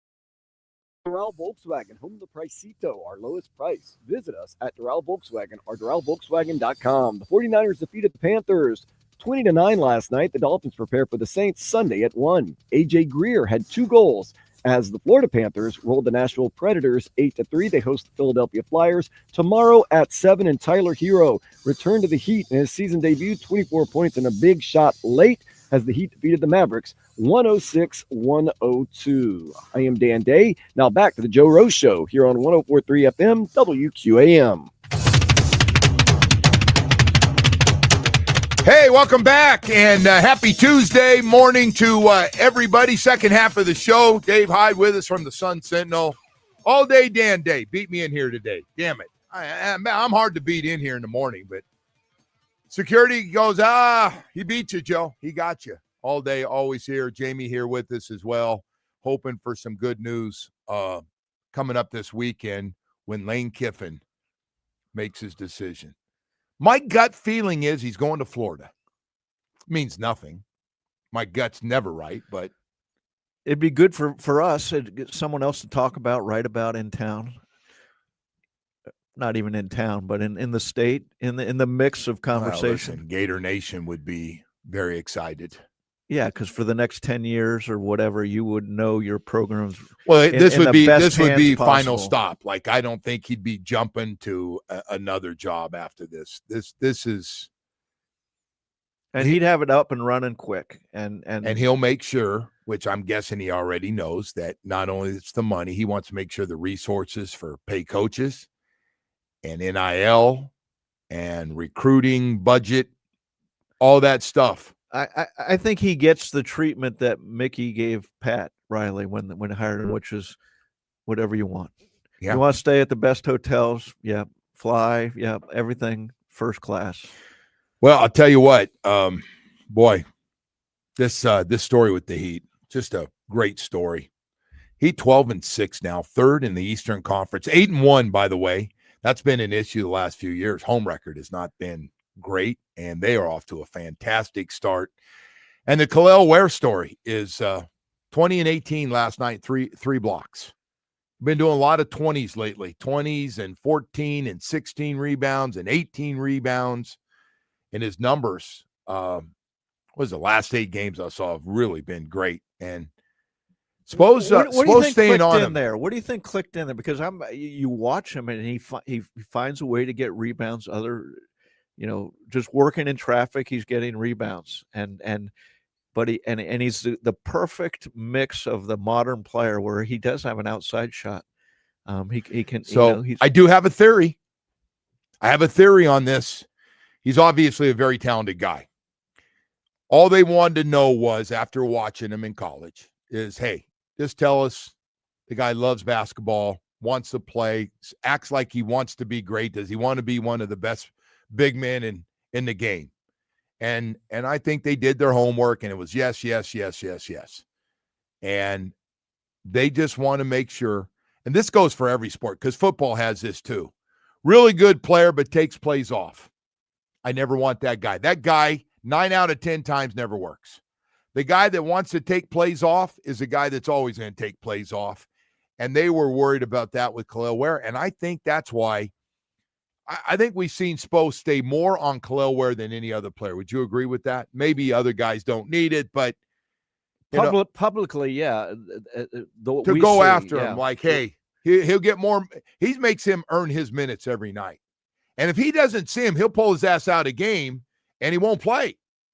And, well, he's earning it. Look, 2018 last night, 2016, the game before, 2014, 7-16, 19-14. I mean, you go down the list, the double. Those are big numbers. It's like with Bam, when for most of the time you can just pencil in a double-double. And now Bam isn't asked to do everything. But Bam's always been super athletic, but also he never had an energy problem. Yeah.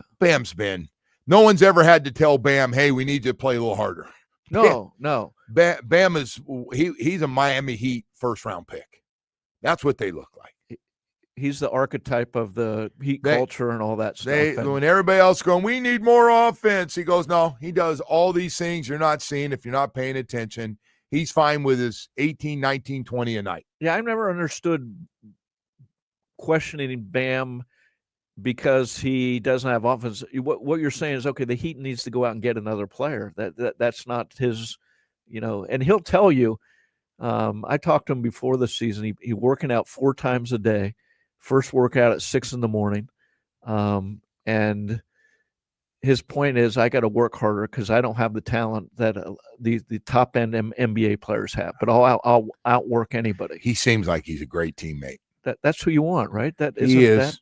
Getting rid of Jimmy Butler. That's another reason to get rid. Jimmy Butler would be terrible for this group. Terrible for what they have on this team. For young guys trying to, he would just kill it. He would kill everything you're trying to teach and doing it the Heat way. And then you got Jimmy Butler jumping in a van to go with his buddies off the bus and heading out of town to get their own place for the night and play cards. For 5 years, Jimmy Butler was the greatest thing for the Heat. Shame on Pat for letting that ride. And then it just Pat's going, why would you take a shot? Come on, they went to 2 NBA finals because of Jimmy. I know, right? That's why they let him do it. But it was time it was time for divorce. It just got a little it went a little too long, got a little too ugly. But now you look at these young names coming up, and Khalil Ware is like the, if he can keep this going and develop a little more, then you got a top talent in the league, right? Well, they got to be fired up right now because Spo's still like, well, looks good so far. I still need to see it though. I want to make sure it's in now. Well, let's be honest. If they go to the playoffs, which at the start of the year that'd been an achievement to make the playoffs, and they get run out in the first round of the playoffs, we won't be talking about them in this regard, right? So there are. We're in the surprise right now. They are the top scoring team in the league. Shocking to me from where they were a year ago. And look at what's going on in the Eastern Conference. The Greek Freak's been hurt. The Pacers lost a couple of key guys, one to injury. They're horrible. They're the worst team. The Celtics are done. I mean, Pacers the worst team. Yeah. Look at Celtics lost their best player in Tatum. Boy, it's just a great time. Whoever made the decisions of not blowing this thing up and sticking with this, even though it's not going to be real popular, will make it popular when they see us play. And that's what they've done. Well, they got 6 homegrown first-round picks. If I'm not mistaken, there's 6 of them on this team. Hell, maybe 7. Tyler Herro, Bam, Jaime Jaquez, Jovic Ware, thank you. They got a lot of number ones on this team, and they're all a big part of what they want to do. So, man, I love it. I love it. 12-6, 5 straight wins. Really good at home. Got this thing at home, man. Really taking advantage of home court, and scoring a ton of points. I was going to say, in a league now built on offense, they've gone they've gone, okay, we'll build on offense too. And like you bring in a guy like Norman Powell, who he was. Look, I've seen him with the Clip. He was a nice player, but here he seems to have, maybe he's just been given a bigger role or grabbed a bigger role. He averaged what, 21, 22 a game last year with the Clippers, but. And you've seen down the stretch, for most of the game, it's sort of a democracy. Everybody's getting their points, but there's a game last week, Thursday night, Golden State game, where all of a sudden Powell and Adebayo down the stretch were getting all the shots and all that. So they still go to their top players when they when they have to in crunch time. Always interested to see who's finishing out these games and who Spo trusts. Both ends of the court at the end of the games that they've been playing here with this 12-6 start that they have and the great home record so far that they've been able to get here. Good stuff going on, man. A lot of good stuff going on with this. 124.9 points a game. It's just stunning. Where to are they? They still one, or are they still number one? And last couple of years they were down at the bottom in all the offensive stats. it's always interesting. If you don't see a game, you can go to play-by-play and 2-foot shots. They're getting really good shots. Shot selection, out and running. They're athletic. They're young. That's the other thing, by the way, too, with why we're sitting here stroking Khalil Ware and what he's been able to do, taking the next step. He gets a lot of offensive rebounds. Gives you a lot of offensive rebounds, man, having that big guy in the middle. Anyway, hey, we're going to break here. We've got a lot more stuff to get to here this morning as we continue on. We haven't even talked about Messi, the Messi show. You going to the game? I am Saturday night. Saturday I'm night. going to the game. Yeah, I haven't been for a while, so it's time to get out there. Going over the Moss family, sit with Jorge and Jose. I'm sure I will. Yeah. Yeah. I'm sure I'll be invited there. Sitting up there with Sir David Beckham. Yeah. He got the knighthood. That doesn't no, for you. No. If he's helping bring in really good players, I'll tell you what, they got a few guys from Argentina, really good players. This 19-year-old. I was going to say they just signed one this summer. I believe it was in the summer. I don't know how it works with the rest of the MLS. I haven't quite, and I'll never figure it out. That they just basically let us load up on a team and the rest of them. Yeah, everybody has a salary cap. But say, hey, this is for the good of the league, so shut up. We'll be coming to your city soon. Although I have talked to them at Inter Miami. How you do this? And they say, no, it's all within the rules. Okay. That's good. It's all within the rules. We're fine with that. We got half the Barcelona team. What the hell? Bringing these stars here. Whatever it is, man, it's been great for fans down here and what they've been able to do. 2 wins away from winning their first championship.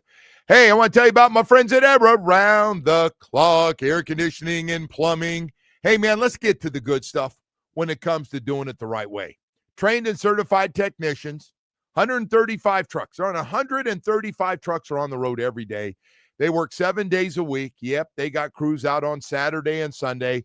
When you have an air conditioning problem, you need somebody to come out quickly. You need a brand new air conditioning unit. We got you covered. Hey, same on the other side, man. I want to let you know. Licensed, experienced plumbers. They went out and hired the best plumbers in the business 7 days a week for all your plumbing problems inside and outside. We have a warehouse full of, and I don't know if everybody else has this, but we got all different size air conditioning units and water heaters in a warehouse right behind the offices, ready to go for you. You make the call. Same day installation we try to do. If not, we're going to get there real fast. Financing plans to help you out. And really good people that have been working with around-the-clock air conditioning, plumbing for a long, long time. Family-owned and operated. Eric, Mike, Chippy, and the boys are still going strong as they're getting older. Chippy, put away those cigarettes, brother. They're not working. We got to keep you around longer. Hey, I want to let you know, any kind of air conditioning or plumbing problem, call Air Around the Clock. Always going to take good care of you. 35, well, hell, it's actually 37 years of experience now. 1-888-FIX-MY-AC. That's 1-888-349-6922 for Air Around the Clock air conditioning and plumbing. This Saturday, the 3rd.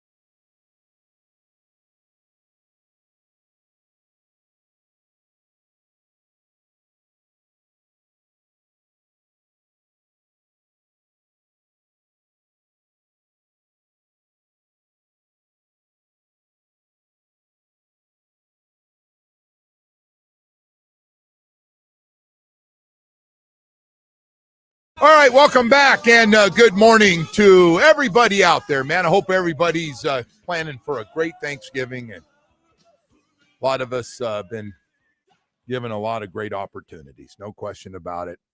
Having all you guys with us, we always appreciate you joining us in the morning, all day Dan Day, and Jamie with us, and my good friend Dave Hyde from the Sun Sentinel in with me today and tomorrow. How you holding up? I'm doing well. I'm going to take a nap later. But, so am I, probably. But hey, you know what? I'm not some big. Yeah, I'm probably going to take one later today too. But you're right. We do have a lot to be thankful for. Yeah. Joe. I mean, listen, what do we do? First of all, yeah, it's sports. We don't have to work too hard. It's sports. I know people get fired from jobs, but it's sports. And we don't.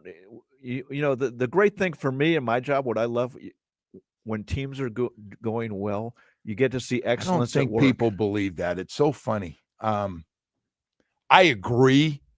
I'd rather have things good. Look, I don't enjoy the way I've been for the first 7 or 8 games, and I know I've destroyed some relationships with the Dolphins over what just took place to start. And I'd like nothing more in the second half than see this thing get flipped around. I don't care who you're playing, and have a nice run, because I don't care where they draft. I still get it probably once a day. Someone go, well, we're not going to get the playoffs. And I go, yeah, it's still a long shot. I agree. We're still 2-3 games behind everybody else for the wild card, and we're running out of games. But they go, but we're screwing up. I don't care about draft picks. Well, the higher draft pick, the better.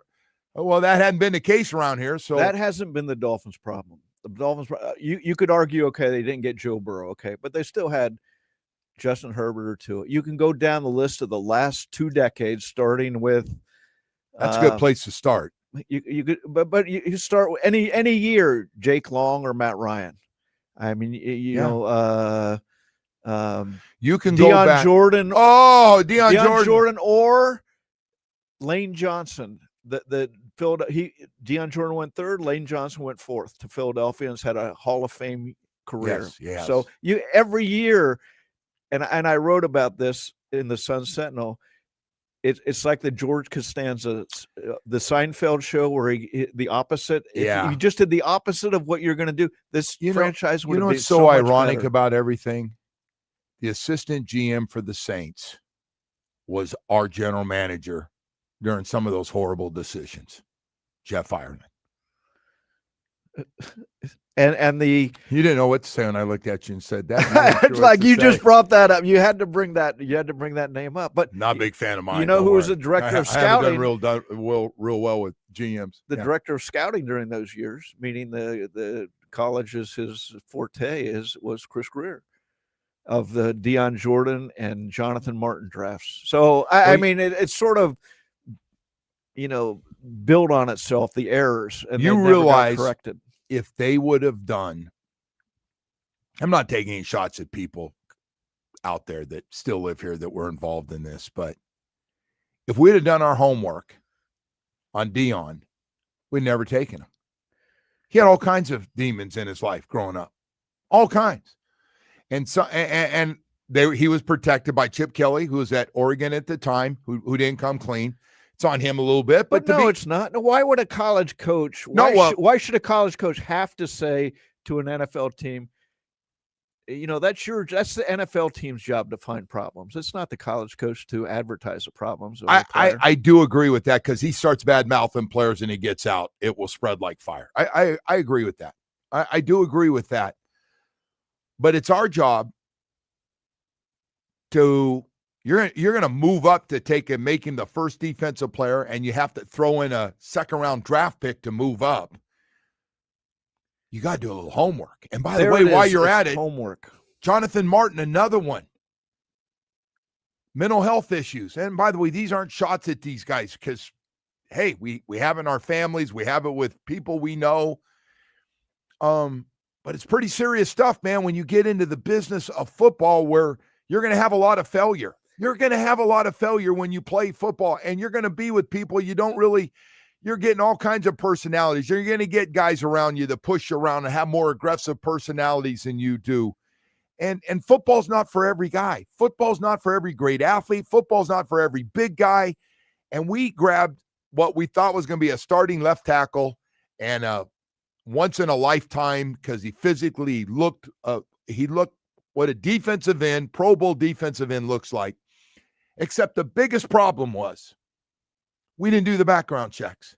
No mental toughness. Now it's, again, they had demons. They had stuff that, but if you do your background check and you find out, we don't go through that. We take somebody else. And those take work. I remember doing the book with Jimmy Johnson, Swagger, little promo there. But he took his whole staff to South Carolina, and Butch Davis, who was a defensive coordinator or line coach at the time, his one job was to find out what is going on with a defensive tackle who they were really looking at. And they spent all day there. They come back on the plane. Butch isn't back. Finally, Butch comes running back. He's late, and he comes running. He goes, "I got it. I got the answer." And the bottom line was he talked to like the weight trainer or someone who told him he doesn't like football. That the coaches don't think he likes football. That's a problem. There you go. But that's the guy that you draft in the first round, gets his big fat signing bonus before he plays one snap. And no matter what happens, although because you are a first round pick, you get your fan base. We hate first round picks that don't work out. But outside of that, you got that money in the bank. Millions of dollars for first round picks. We can't be that team anymore. We just can't. Everybody, and I agree. We still got to get we still don't have the franchise quarterback. We don't have. Part of that is getting the guy in the front office who makes the decision.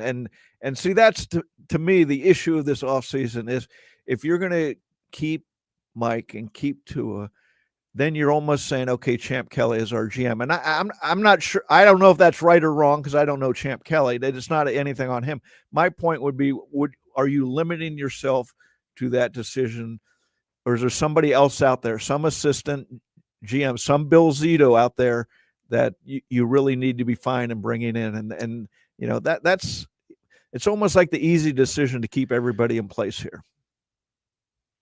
There is a chance that I think that's Champ's going to be the GM. I think that's what's going to happen. Let me give you the four characters that will have a lot of say so next year. Brandon Shore will move up and have more authority with not the football side, but contracts and telling the GM no, being more responsible. Which they could have used somebody like that a few years ago if Brandon he didn't have the power. He got more power last offseason though, right? Oh, yes.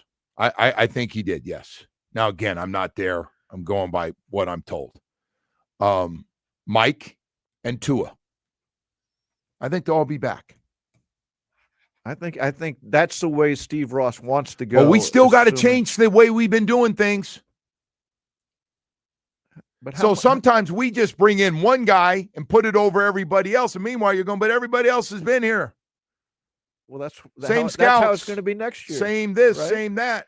And I don't know, maybe we got great scouts. I don't know what their work. I know some of them, but I don't know what their work's like. I know they got rid of two of the top guys who've been around. By the way, see how long those two guys they got rid of been around? They've been here longer than or about the same time haven't been to the playoffs. Maybe it's time to make that change, as Michael Jackson once said in a song. But how do you make change if you're going to give a 1-year trial run to everybody, right? How many trial runs can we give? But that's what's going to happen, right? If Steve Ross, it sounds like he wants to bring everybody up. It feels that way. Part of that is to his contract, and you're not going to get rid of him. So which I understand. I get that. I do too. $99 million. You just can't. I understand. But that doesn't mean he's going to. That doesn't mean you do not go out and get another quarterback. Let me ask you, where do you rank Tua as a quarterback right now? And I know he's tied right now for most interceptions in the league. But where do you put him? I think he's a good starting quarterback. I do. Good meaning where? Just average. Yeah. Average in the group. Before I'd put him the previous couple years 10 to 15. Now I'm drifting down 15 to 20. That's good. I'm there. I'm with you on that. with guys. Some of the young guys have obviously passed him, Bo and Drake May. But it seems like the limitations to his games are becoming more pronounced. Whereas you'd hope they get a little more diminished, and his talent as he and you know what people are going to say back? Well, if you just put more around too, and Chris Greer and the offensive line, it is Ryan Tannehill too, because that's what we always said about Ryan. He's good enough if everybody around him is good enough. Yes, we did do that, and that's where we are with Tua. Everybody has to be good around him. Well, listen, let's take a break. And we're going to have Perk come in and join us on this conversation. Great. Chris Perkins, Sun Sentinel. You guys doing work together? You guys still get out there and go at it a little bit, right? Huh? Yeah. No, yeah. Perk's great to work with. Perk's the best. Yeah. Perk's very open. I'm not getting into his personal stuff. Yeah, we Dave. will. You're going to go right Dave, at it, Joe. Dave, I cannot be part of that. If that's what you're thinking today, I just I don't want anything to do with that. That's not my style at all here. So you can tell I'm just sitting here trying to figure out what the hell I'm going to do next. Hey, I'll tell you what I'm going to do next. I'm going to talk to you about Loctite Impact Windows, Doors, and Roofing. You got no leaky roof, huh? You've been thinking about, I got to get that done. Well, replace your old roof now. You can pay later. Loctite Impact offers the highest quality roofing materials with lifetime warranty plus thousands of 5-star reviews. Save big on their legendary state-of-the-art Impact Windows and Doors. Impact Windows as low as $6 per window per month installed. You don't have to, man. They do it all for you. Impact windows and doors or a brand new roof, whatever it is you're looking to get done here. Hey, we've been lucky so far. The last few years, South Florida's dodged the bullet. But, hey, you know sooner or later it's going to happen. Protect your home. Don't wait for the next storm. Visit LoctiteImpact.com. Again, LoctiteImpact.com or call 954-500-LOCK. They got a great staff to answer all your questions covering all of South Florida. Loctite Impact Windows, Doors, and Roofing. WQAM broadcasting live from the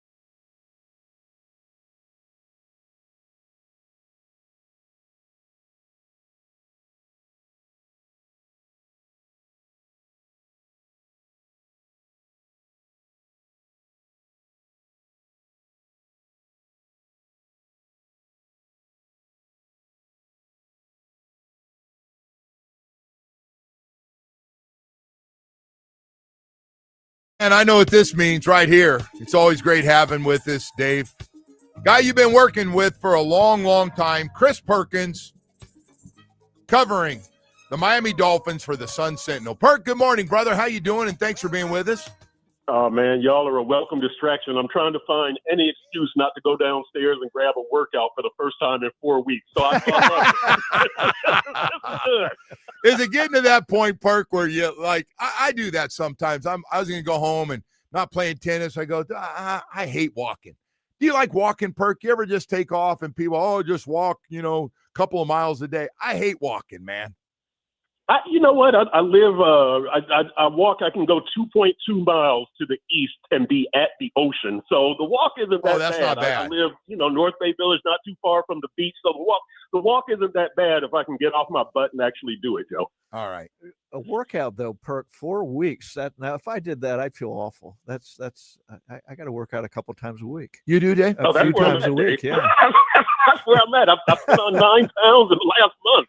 Oh, that's all right. My clothes don't fit the same. Yeah. Hey, don't.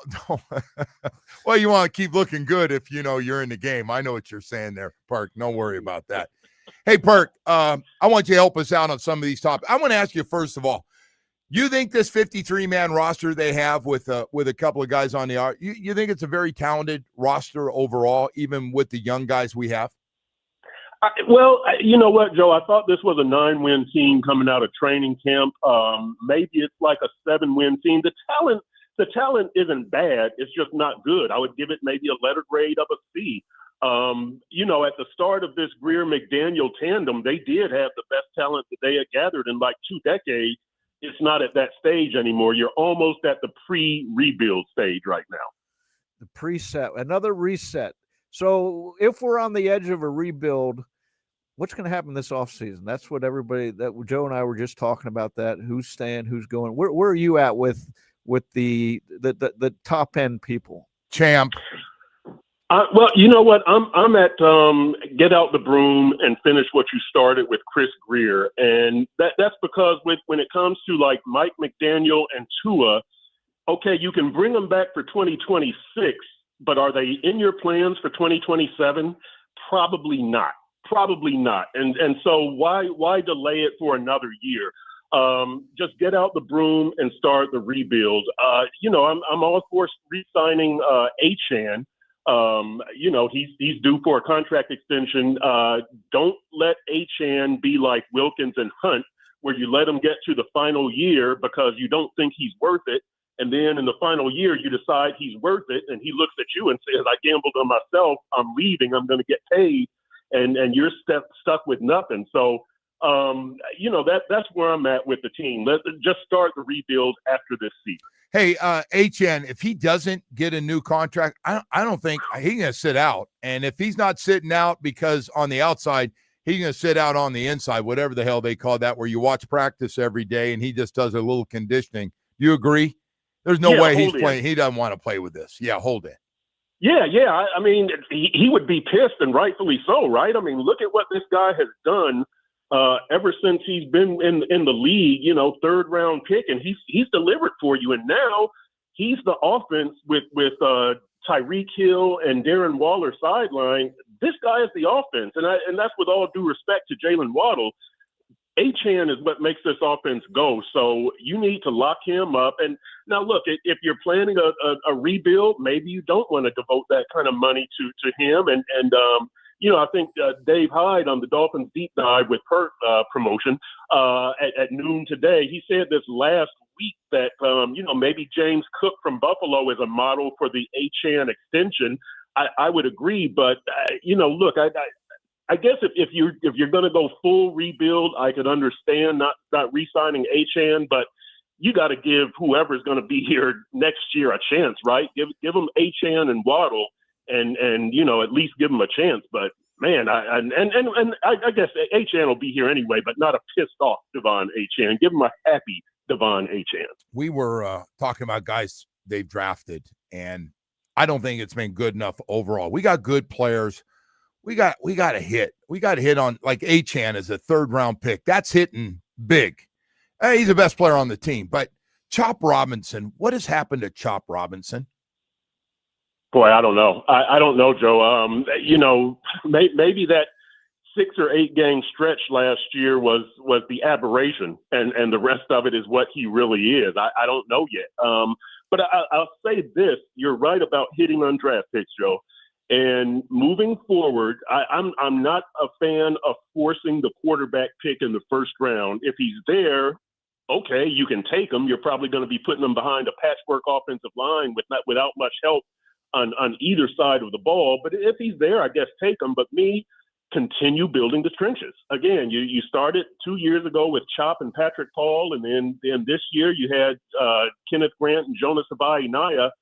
Keep going in that direction. That's what most of the fans were complaining about for the last 2 or 3 years. The trenches aren't good enough.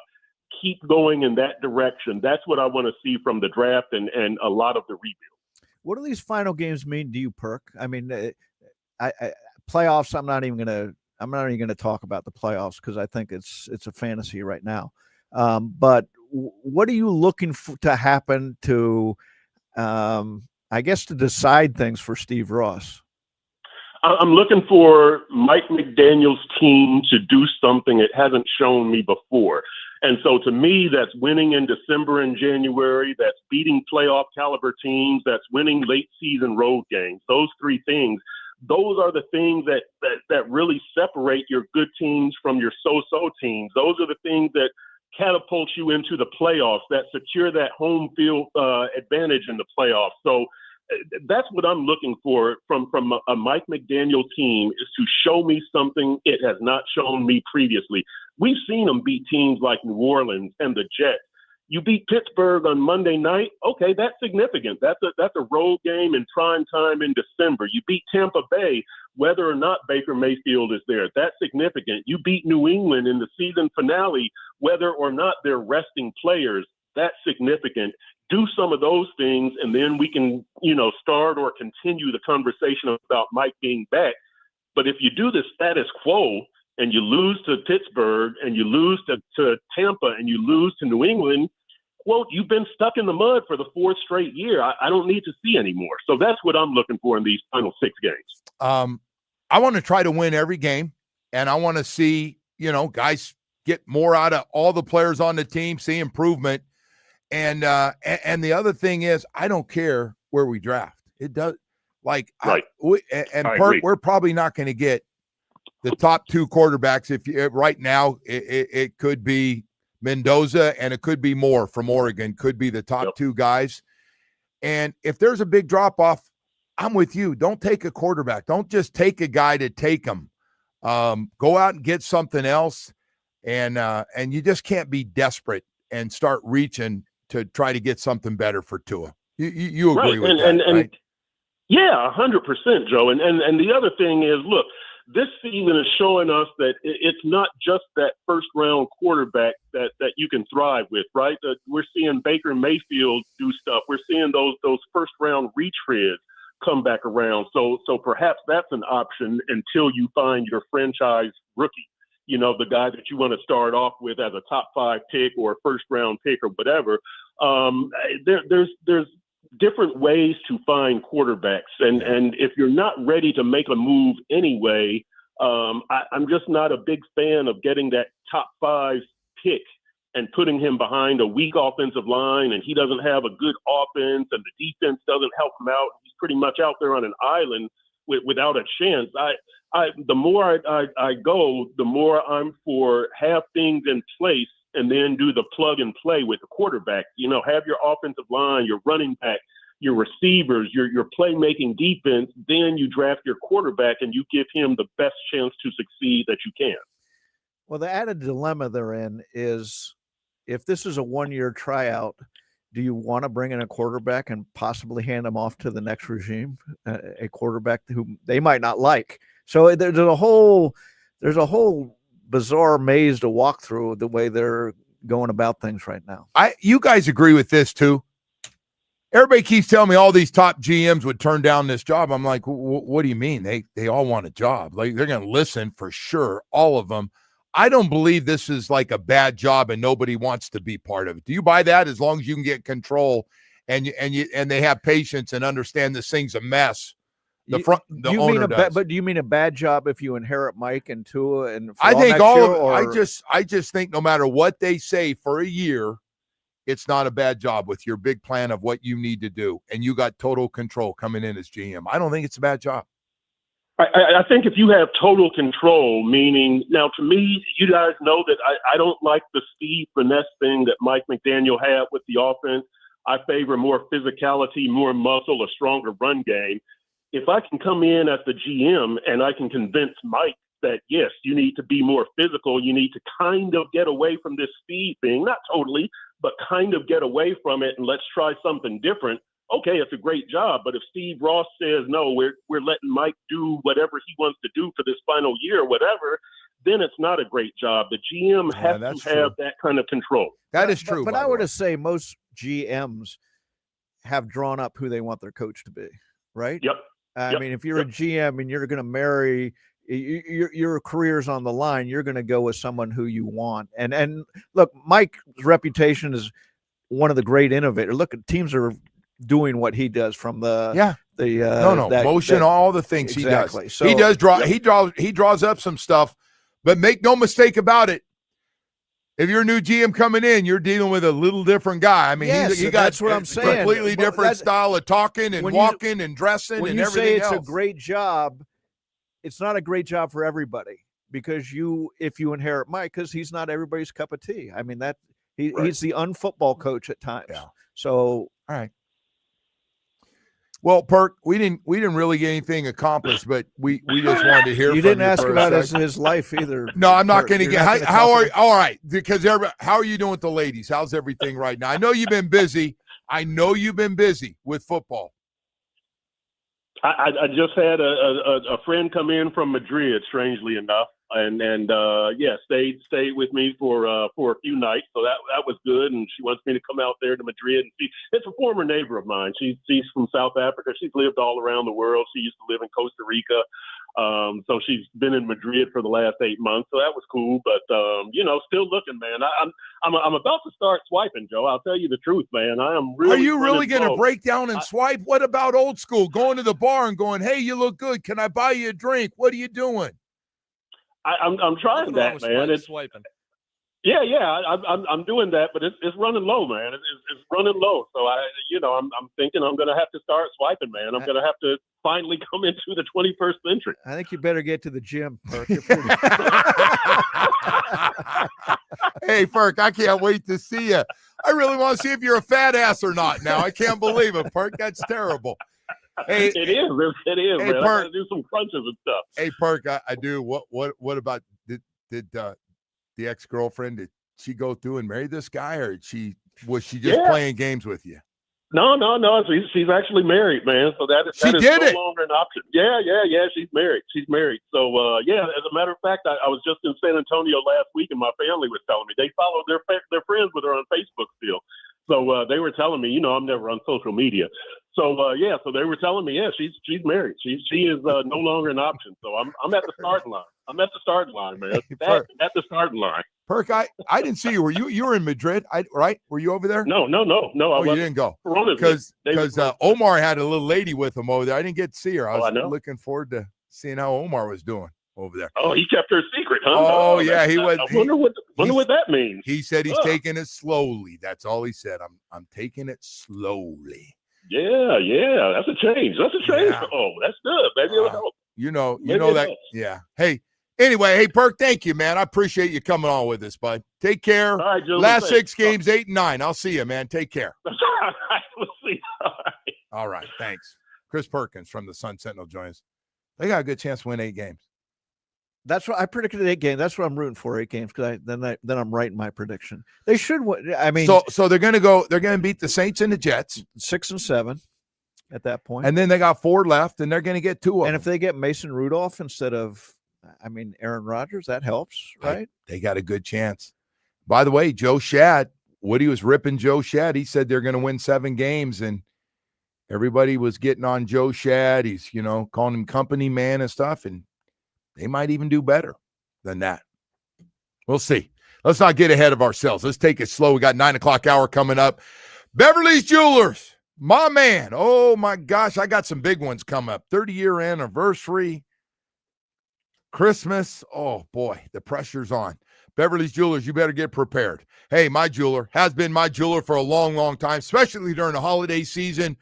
Right now, you can get a stunning 3-carat certified lab-grown diamond, VVS Clarity, E-Color, set in a custom-made 14-karat gold engagement ring. It is unbelievable for just $3,999. I recommend to every guy out there thinking about getting engaged on a tight budget to go in and look at it and tell me it doesn't look like it's $30,000 or $40,000, if not more. It looks unbelievable. That's right, a 3-carat diamond ring for only $3,999. Choose from your favorite shape, and larger sizes are available at similar savings, but hurry, this offer is for a limited time only. By the way, shop Beverly's Jewelers for the holiday season. They got a great selection of diamond studs, tennis bracelets, fine jewelry with up to 70% off select pieces during their holiday sale. Need extra cash? Beverly's pays top dollar for your old gold, silver, and jewelry with immediate payment. Plus, enjoy interest-free financing, free gift wrapping. Got a great staff to really make sure you get exactly what she wants. Visit Beverly's Jewelers in Fort Lauderdale. It's off Commercial Boulevard, or online at bevjewelers.com. Get some ideas. I recommend you go down there and meet them. They're great people. They've been family-owned and operated for a long, long time. Jeff and I go way, way back together. I know he'll take good care of you like he does my whole family. Beverly's Jewelers, where South Florida gets engaged.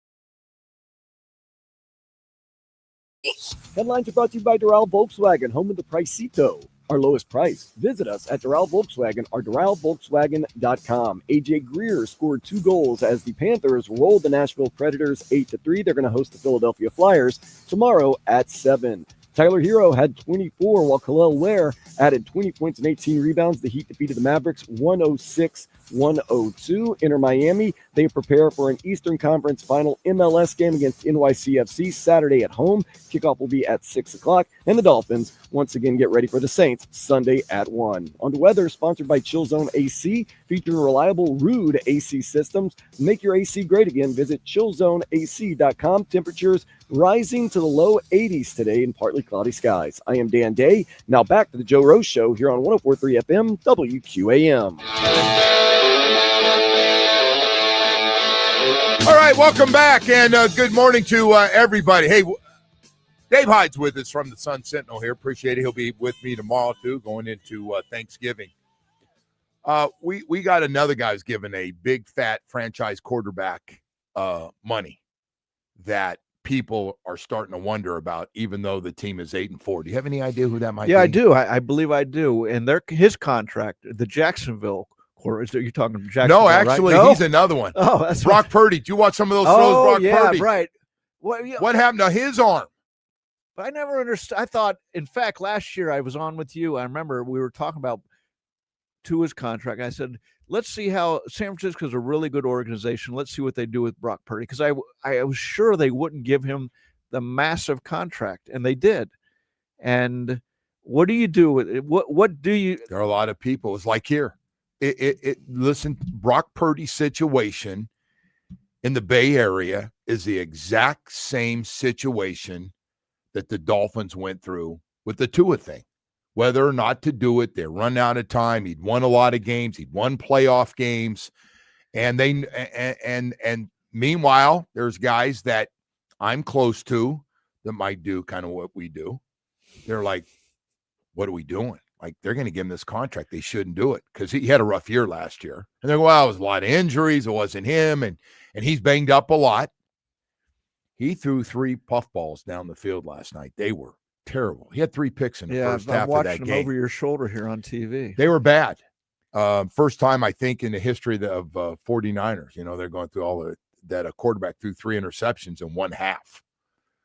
But why is the default position for these organizations a $50 million contract when Matthew Stafford had to beg and hold out and he got $45 million? I get different ages and all that, but you know what? There's a significant difference in talent. So Brock Purdy did what Tua did. He goes, I'm getting what every other guy's going. I'm not taking less, and they took care of him. But why? And he looks like who are they bargaining against? Like, I don't know. You know, I guess somebody would come in with but you get in a situation, not just the Dolphins. I thought you were going to go with Jacksonville. Well, I think he's got the same thing. Trevor Lawrence got more talent than both these guys we're talking about. But something's missing. But something's missing with him. Right. Something's missing. He makes great throws and turns around and hits a guy between the numbers. And I thought, well, and I will say, system. It's a quarter. You know, it's a offense. It's him.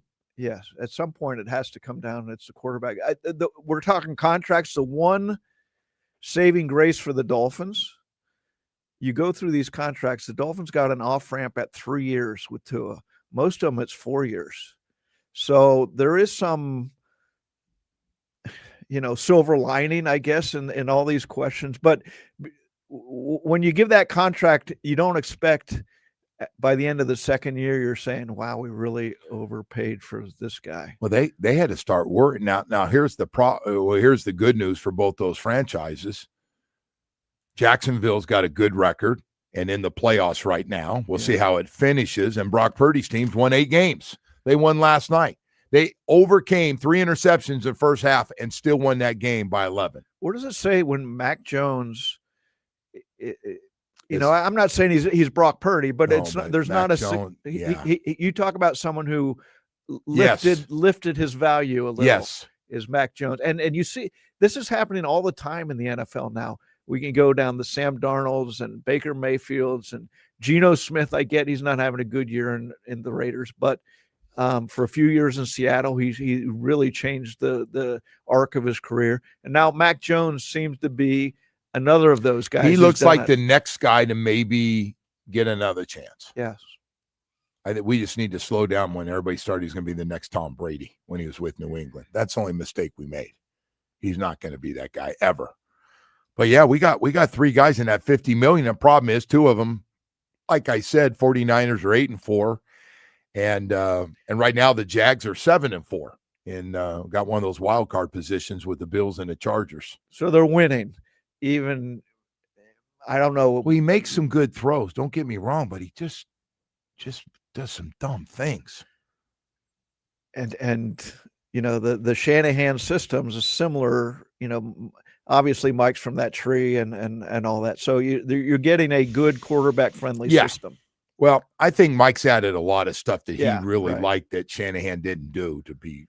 Yeah, I'm with you. I think Mike's really, really creative with stuff.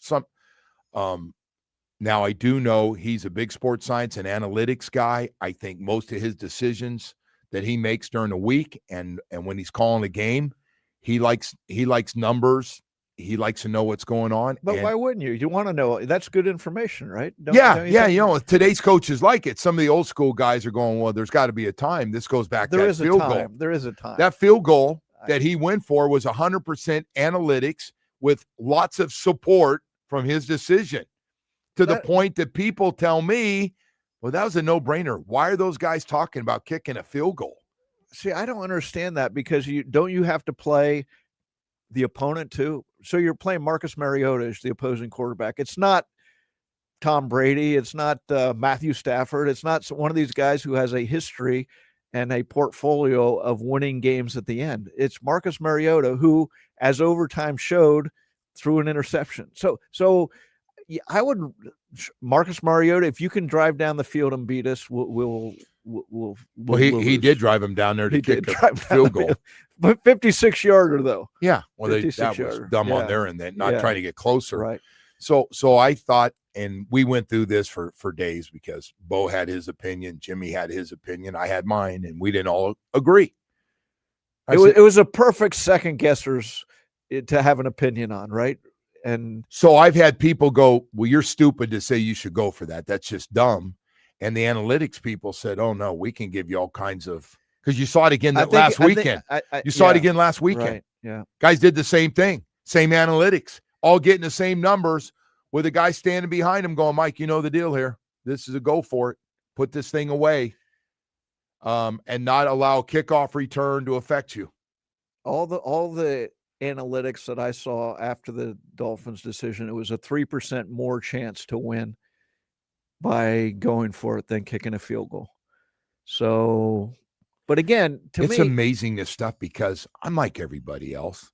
All right, you didn't get it. You got stuffed. Kick it. Kick the field goal. Take the 3, go up. And if you want to kick it out of the end zone because you're worried about coverage because of you still have a nightmare about what happened with the Chargers, then kick it out of the end zone, line it up at the 35. That's what I would have done right there. The other part of that, I get the Dolphins had just scored on a similar 4th and 1 or 4th and 2, but the whole game, both sides weren't getting 4th downs, it seemed like. And if anybody had kicked a field goal at any point in all those, they would have walked away with a regulation. 3 goal line situations, like 4th and 1 in that game. I don't know if I've ever seen that. 3 times. 3 times in that game. That wasn't just the Dolphins. I was going to say, it's not just Mike, because with just under 7 minutes to go, Washington went for it. To a pass. Now, with 7 minutes, there's a lot more variables that could happen in the game than with under 2 minutes. I just find so it's because, I always get these calls and they say, you realize he didn't just throw that out there, right? You know that. I go, yeah, no. I didn't have a problem with the decision. I didn't. I haven't changed my mind. I didn't have a problem with they won the game, but in regulation, I didn't have a problem with that. And we almost lost. And if I come in here and they lose that game and that guy makes that field goal with 10 seconds left, or 15 seconds left, and you're trying to explain when you come on the air going, oh, he made the right decision. People are, Mike's getting chewed up right now if that guy makes that field goal. Yeah. He's getting chewed up. Yeah. And he got chewed up in part. I mean, I wrote that they should have kicked the field goal. But the to your point, and I use the Mariota argument that make him beat you. But to your point, He played pretty good in that game till that last throw. The Dolphin defense, you know what? They've gave up nearly 400 yards to the Bills and to Washington in the last 2 wins. And they've won because they've created a few turnovers. But it's not like they've solved anything on this defense. The teams are still running up and down the field on them. They just keep them out of the end zone. They've kept them out. Yeah, right. They kept them out and turnovers. Yeah. So the turnover one's big. Yeah. That's Mike's biggest thing is, hey, Tua, no matter what your numbers look like, don't turn it over.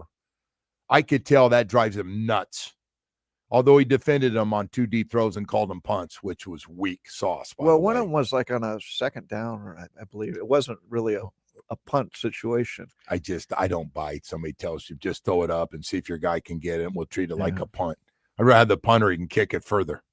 I'd rather have a good third down play. Yeah, I'd rather have that. Hey, you know what, Dave? You're right, man. That sounds even better, brother. That sounds even better.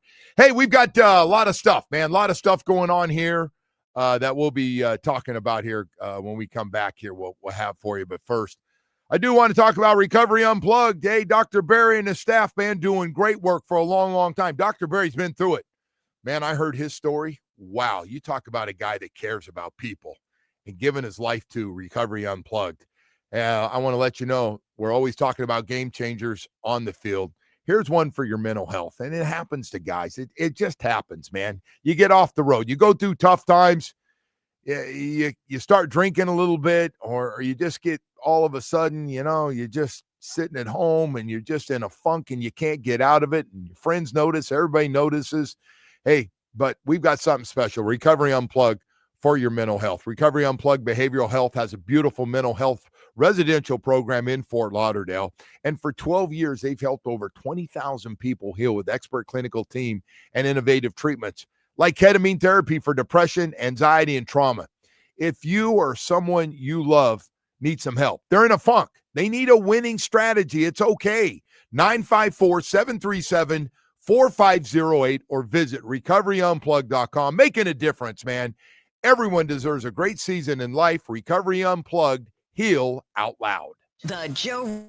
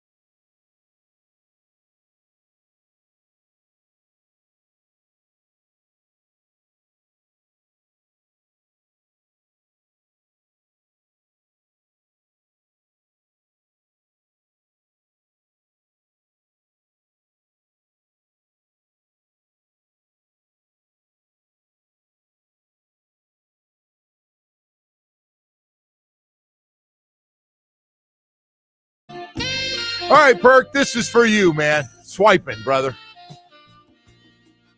I don't know about you, Dave, but and I hope I don't go through another divorce, but I don't think all day. I don't want. You got to talk to the swiping world here. I don't want to go through. No, all day doesn't do it. Omar told me the women, they don't really look the way their pictures are. Omar scared me to death. As opposed to the men, they really look like. Well, I don't know. They might be the same deal, but I don't know. I know it's make believe world because you're in a good long term marriage, but would you?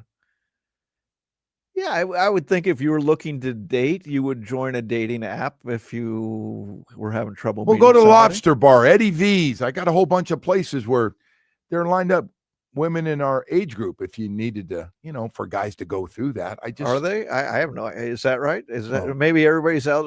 I'm trying to get you in trouble, Joe. Not get me in trouble. I just know. Joe, I heard you take a shot at me during the break. There's nothing wrong with swiping now. Yeah, but you should. Your age, it just. I will say. I just my my luck is I go, man, she looks great. Man, she's saying all the right things, and we meet, and it's like, oh my God. Yeah, I don't know. I feel she like probably I'm say the same thing, like, oh my God, but you. That I've been swiping with, like, they don't have that picture from 5-10 years ago that they can revert back to because they were 13 5 or 10 years ago. Yeah, right.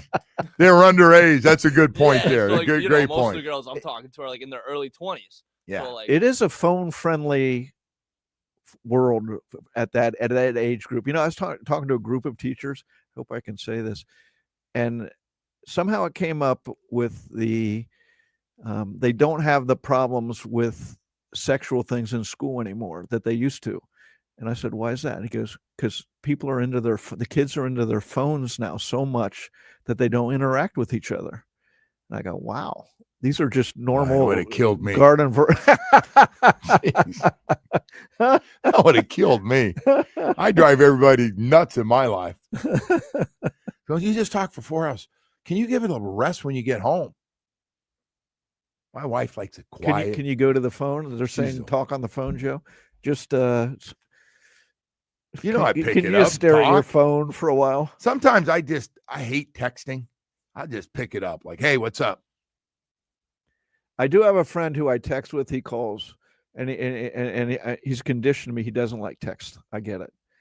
Felix, you're out there listening probably. Joe's the same way. You don't do email. You don't text. You don't. I'm very limited. Yes, across the board. Some of those things I just don't know how to do. I really don't. This stuff Jamie's doing in the back. Jamie, that's next level. I go, Jamie, I got no idea, but thank you. That's it. Yeah. So anyway, I don't know how we got going on that whole thing about swiping with Perk saying he's about the point he's going to start swiping. But a lot of people have met people they're with now online. Yeah, it's not. That's part of it right now. But you would be out there in the swiping world, Joe, if you're looking for a date, which you're obviously not. But no, I want to go. I don't know. Yeah, I don't want to even think about it. I don't even want to think about it at all. Hey, I want to ask you this. Bernie Kosar, you did a nice article on Bernie. How's he doing? You know what? He was, so a week ago, Monday, he had a liver transplant.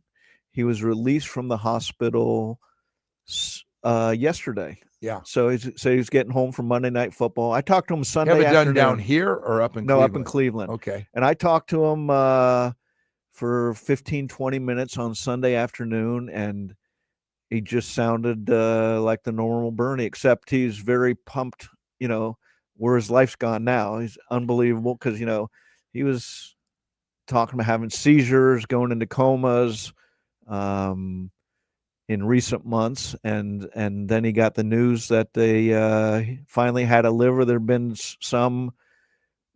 a few times where he thought he had a liver and it got, for whatever reason, didn't want a match or something happened. And finally, news came he's going to be released from the hospital on last Sunday, a week ago Sunday, and they said, nope, we got a liver for you. And Monday, new liver. I like Bernie a lot, and I've known Bernie for a long, long time, even going back to but Dolphin stay down here where he was a quarterback with Dan Marino. But he's had 9 lives, man. That guy's been through a lot. He's been through a lot. He has been through a lot. Started with football. I was having lunch with Bernie. I remember Monty's documentary, one of the original Grove. documentaries came out. With he reached into his mouth, opened his mouth. He goes, see, no teeth on this side. Joe Klecko hit him out. I saw that in your article. And it was like, wow. So that's a small thing. Concussions, I think it added up, or he talks early stage dementia, Parkinson's now. So I've been with Bernie at different points of his life, or seen him going, wow, I hope he's okay. Yeah, saw them at the Hall of Fame for Zach. He sat next to me and talked about things he was doing and going through, and I was like, whoa, man. Yeah. So he said he quit drinking, and said he was taking up to 80 pills a day. He said, I never took them as a player, but afterwards. Anyway, because of pain, he was taking illegal drugs you're talking about? I assume. I know a lot of it was the oxy stuff, the painkillers. And then addictive. But 7 years ago, he stopped all that, started a wellness program, but the after fact with the cirrhosis of the liver, and so hoping it all works out. Well, listen, Dave, we got a special treat.